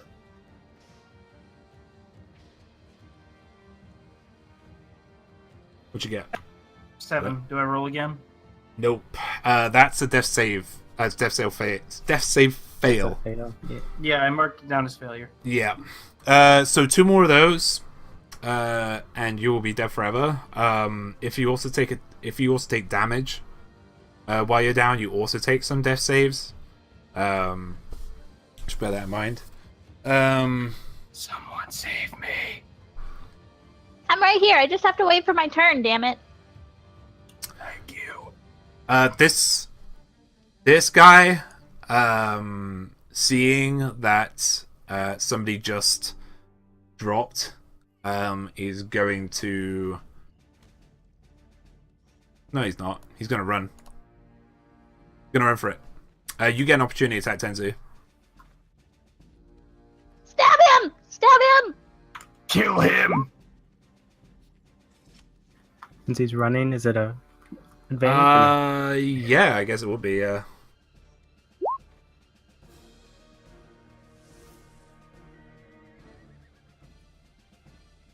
Okay, I so apologize if noise comes through my end. I've gotten a very noisy neighbors. it's cool. We can't hear anything right now. Fine. Yeah, he actually runs away off the screen, though he has a dagger attached to him, and yeah, he's out of there pretty much. Yeah, he's taking his dagger with him. He's taking your dagger with him. Unfortunately, that is the end of combat, guys. And Yeah. I can't chase after him. Save me. He's got my day. He dashed. Which he used Yeah, his but- entire action to dash and get away from you. He's got quite a head start right now, and he's running towards the sleeping giant, which is, bad news. So it's up to you. Do you want to go chase after him, or do you not want to? It's not like you can't do it. It's up to you if you want to or not. The dilemma is that dagger is actually really personal to Tanzu. That So I sucks. feel like as Tanzu, he would be like wanting that shit. I mean, you have a bow. Shut the, no. Callista's like ready to toss you her spare dagger. Fuck up some So shit, boy. even if he dash, what do he get, like 60 feet? 60 feet, yeah. So if I can go 25, I can hit him with my short bow, right? I I mean, sure. no. I'm not too sure if you ran Sure, out of yeah, buildings. go. No, go ahead if you want to. Yeah, make an attack. See if you can get him before he gets... If you make this attack... right, with just a normal attack, it's not with advantage or disadvantage. If you make this attack, then you get your dagger back. If you don't, then you've lost your dagger. Until you find this guy. Or whoever has got the dagger. Right, I'm gonna chase after him. Hey, that's mine! And pull out my short bow, chase after him, and fire. Look it up. Go ahead. You actually drop him. Yeah, so you make him run a little bit, and you get your short bow and you stick it straight up in the air, and you just look at him and test the wind, and then you just pull back on the bow, let loose, right? You hear a goes up, and then about 4 or 5 seconds later, you hear a ah as this guy falls to the ground and dies. Everyone's just kind of, this guy is like in between everybody, right? When this happened, so some random guy just died in front of them all, so they're a bit horrified. But yeah, you get your dagger back. Do you want to go over to him and? Alright, I just take my dagger out of him and then walk back to the bar. That's so nonchalant. Merciless, There's no dude. time, right? Was like. I guess I should try and patch him up a little bit. Thank you. That's another 18. Okay, yeah. So you bring again. You feel this. Well, not you. You Tenzu fell last time, but Callista, you see this like purplish black, like kind of spirit, kind of residue come out of your fingers and start stitching up the side of Luminos, and yeah, the part of his leg that was cut up is all, but there's a kind of a light bruising there. And you are back to 1 HP, Luminos. Woo. You're rolling really good on those medicines. Yeah, I am. For someone who's supposed to be like a glass cannon, I seem to be picking up my teammates fairly well, at least. Yeah. It's funny, I have +2 in medicine as well, but I don't have any medicine. I don't have any medicine. Well, medicine's more like battlefield. Battlefield like technique and knowledge of what to use around Combat medic. Yeah, pretty much. I mean, I'm knowledgeable in medicine, but I have a +3 for medicine, but I don't actually have any medication on me. But I do have a patron that is an archfey, so. I mean, we're in this town. We need to stock up anyway. So when the bodies go poof, does the loot on them go poof too? In the smoke? Say again? When the bodies poof into purple smoke, does the loot on them poof into purple smoke too? No. Some of it is very singed, but you can see there's 4 very prevalent crimson cloaks and hoods with hoods. Some darkly tanned or dyed leather armor, and they accumulate altogether they accumulate to about 8 gold pieces on them in total. Question. Yep. Is there clothing on the floor and or nearby? Yes, it's where it dropped. It's where they dropped. I wish to pick up 1 outfit. Okay. So add a red brand uniform to your inventory on your character sheet. And whoever's looking after treasure, please keep in mind that you've just been given 8 gold pieces. I don't know who's picking that up. Or if he was just sharing or whatever. Tanzu, if you want to keep track of it, we'll split it up as we need to split it up. Sounds good. Were there any like trinkets or like red brand, like maybe emblems or house crests or anything like that on the bodies? There was curious on the guy that was in front of Luminos. There was a ripped up letter, and on one of the corners was a kind of a black spider motif. Artistically done black spider motif. Gotcha.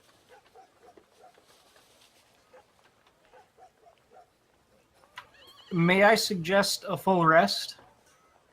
I think that is a brilliant idea. Hey, Mr. Tavern Keeper. Toblin, yeah.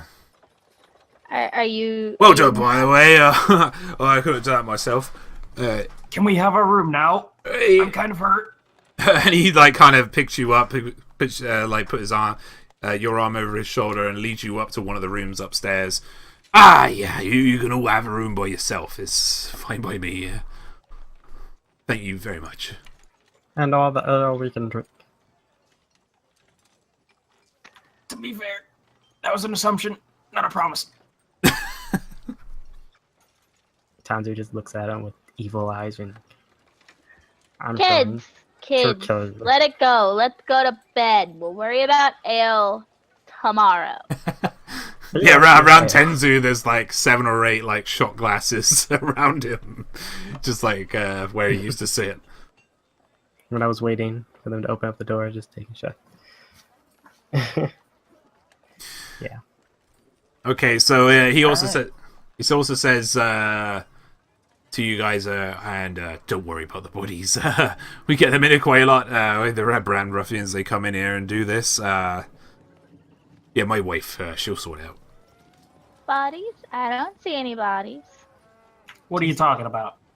And then he looks down, expecting bodies, right? Because like he's been shielded this whole time, right, by the mass that was Luminos, right? He suddenly like gets really scared because there's just piles of dust, like in his. Where'd he go? I don't leave bodies. You're a weird one. And he starts like limping with you, Luminos, up the stairs. But yeah, he said, you know, he guarantees that all of you have a room of your own tonight, and for all foreseen nights if you want one. Sounds good to me. I don't think we need to stay more than one full night. Well, we might need to take advantage of his willingness to let us have a room for free when we come back again, because I'm sure we'll be back again. Well, yeah, we still got our friend to rescue. I don't like it here. You also know that Sildar Hallwinter is the guard you kind of left behind in the cave as well. Remember? Oh yeah. We're going back anyway. We'll pick him up on our way through. We're going back. I'm sure. Yeah, just pick him up like a bottle of milk. I'm sure he'll be fine in the eating halls. He'll be fine. Goblins are slow and stupid. We still need to do our supply shopping as well. So let's crash and find supplies, then head back to the cave. Agreed. Yep. Actually, I have a counter proposal. It's by the way, it's like really late, by the way, so IRL or game? in the game. Okay. My proposal, we rest, we gather our supplies, we infiltrate the Red Brand with the outfit that I have. We take him down from the inside. Are you crazy? Why not do that when we get back? And when It's I'm up not to walking you, around but with... we can't protect these people for very long if we're far away. Well, obviously, we're not doing great protecting them when just 4 guys show up. What do you think infiltrating their hideout's gonna look like? Cut off the head of the leader. What? Look, we'll sort this out in the morning. No, you won't. With that, Callista literally just walks into whatever room indicated was hers, slams the door behind her, and is out till everyone else gets up. Okay. Tanzu walks past the bar, grabs a bottle of whiskey, and walks to his room. Make a sleight hand check with disadvantage.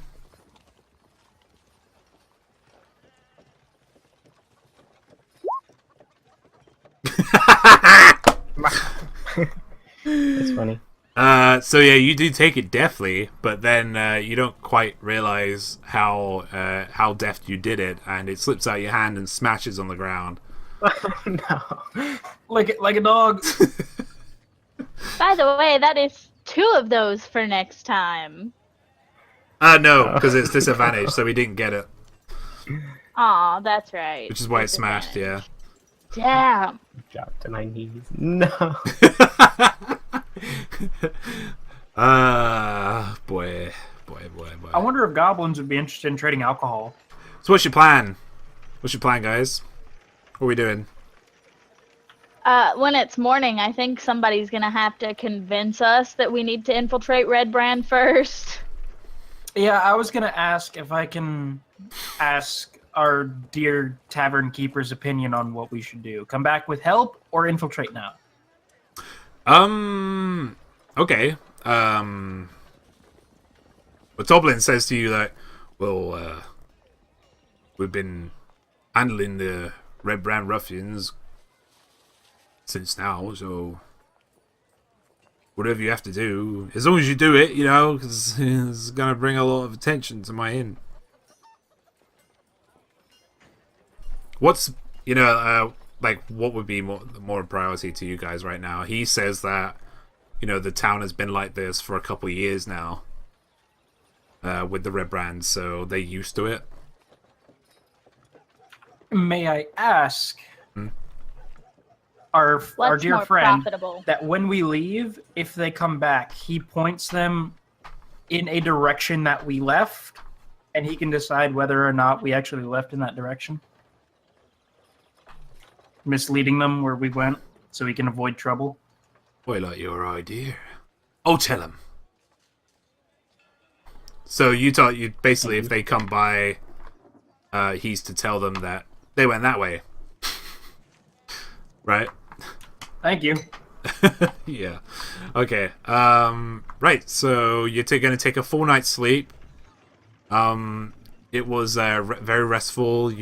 Probably some of the best sleep you've had in a while. He's giving you the best rooms he has. And you wake up to a nice hot breakfast, fresh bacon, and some eggs from the farm down the way from Colleen. As the wife said, she gave you all your food in the morning. What's his bloody name? I've forgotten his name. I'm not asking you guys for some reason. Yeah, Pip. He's just kind of hanging, like, going around the skirts of his mother every time she comes in and gives you all food. But you all have full stomachs when you come down the stairs. And the tavern is already, it's like early morning, the tavern's already got some of the patrons in. That you seen last night who you kicked out, who were drunk.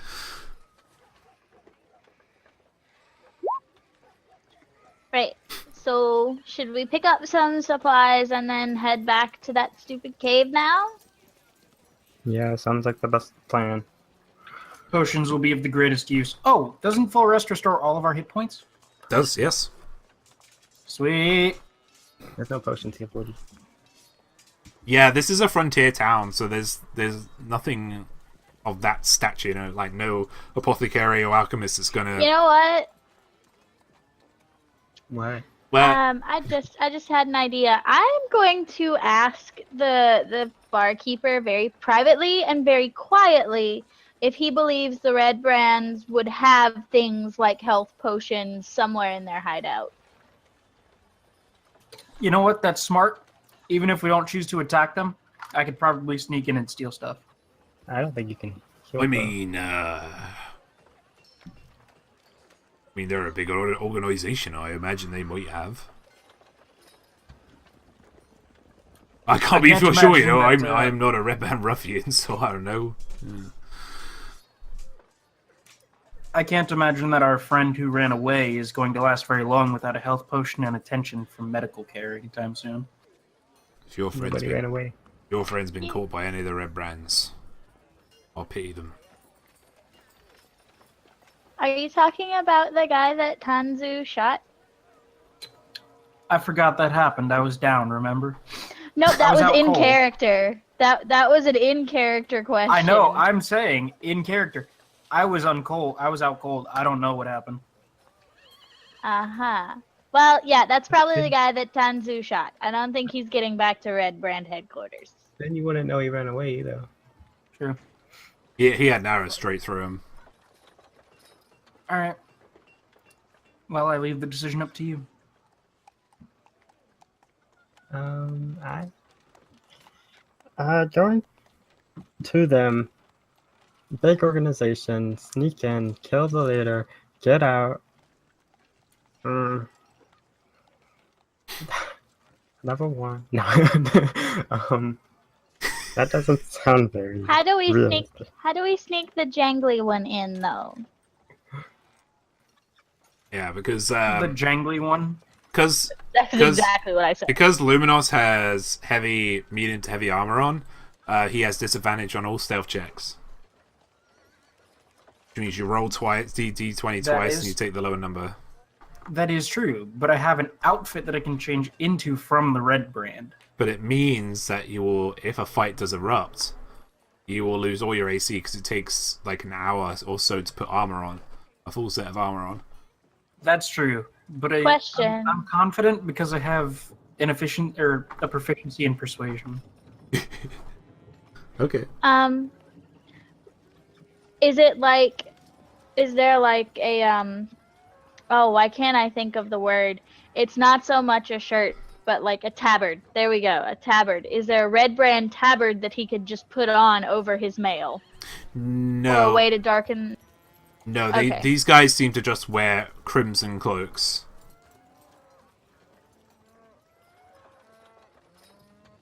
Cheap way.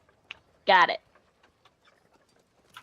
All right, so what are we doing here? Are we going in and stealing, or are we killing their leader at the head? What's the best way to survive? If you ask me, our best bet: go in there, steal potions, go rescue our friend in the cave, come back with help, wipe them out. The only problem I see is that we don't know if they have the potions. I think if we had to clear out the goblins room by room, we probably could.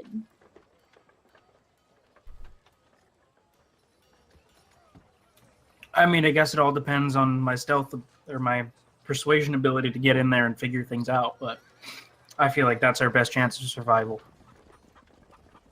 I don't know. The more I think about it, the more I feel like we're better off with the goblins. They seemed pretty easy to bribe. Take some alcohol with us. I'm sure we'll survive.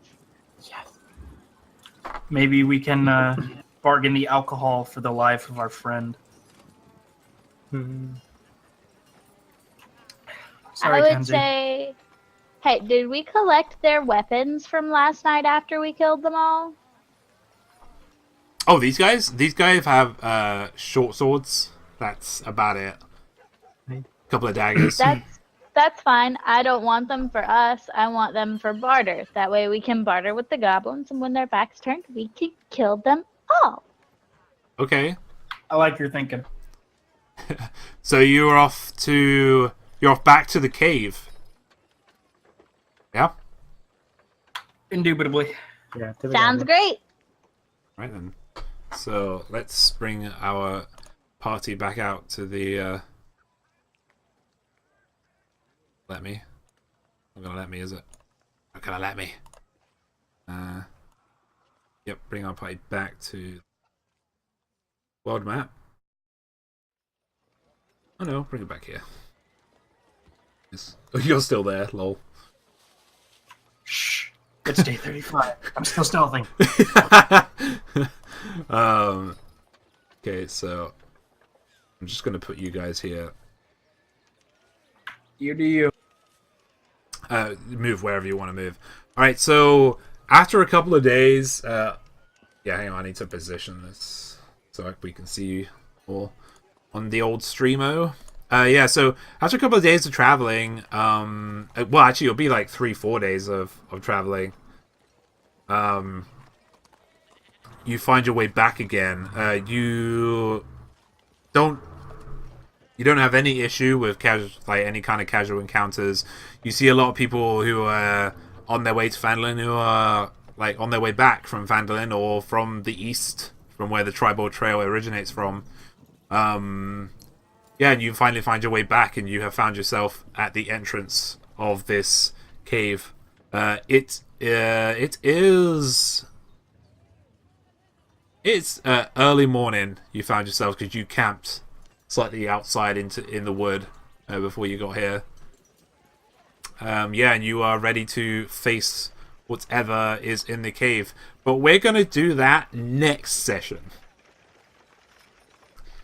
Okay, so this is the end of D&D for today. Right, let's keep you guys wanting more. But yeah, we won't be able to. You guys won't be able to do this entire cave system this evening. So it'll be cool to do it, next session. Sounds good. Yeah. Sounds great. Did we at least kill enough people to level up? I will. Okay, let me go over in my head here, because we didn't go around it the way that is typical. So Yeah, if we'd have gone the typical way, I would know if we were leveling up or not.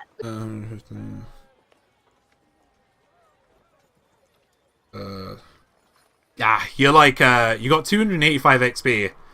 You're just short of the first level, second level. All right. Because first level is 300 XP. Sorry, guys. Damn, we don't get any RP. We don't get any RP experience. Not yet. Not The yet. only RP experience we got was legitimate RP. Guys, you played very well today. Congratulations to you all. And stick a DM inspiration down right on your character sheets. A DM inspiration is, for me, it's consumable. It means that it's different from a bardic inspiration. It means that any roll you have, you can just roll it again, but you have to claim that you're using a DM inspiration. But it's consumable, so once you use it, that's it. Okay, until I give you another one. I tend to give DM inspiration. I have several different types of DM inspiration. I can give you a DM inspiration within the game. If you do a particularly cool RP thing, I'll give you like a D6 or something. Right, and roll for it. Roll to bump your stat up or whatever. But yeah, like the overall DM inspiration is just basically re-roll something you don't like. Alright? Hey, someone should keep track of what we were planning. Keep track of it? Yeah, like the fact that we're going into the cave to barter or defeat the goblins. Yep. Stuff like that. Someone should keep a note of that. Yeah, one of you should do that. Otherwise, we're just gonna come in here and be like, I have no idea what we were doing. Let's leave. I got it. I know what we're doing. But the thing is, Thank you. what I tend to do as well is I tend to do like a synopsis at the start of every D&D sesh to get people caught up on what's happening in the game. We are going to go host somebody now, though. Does anybody want to raid in the chat?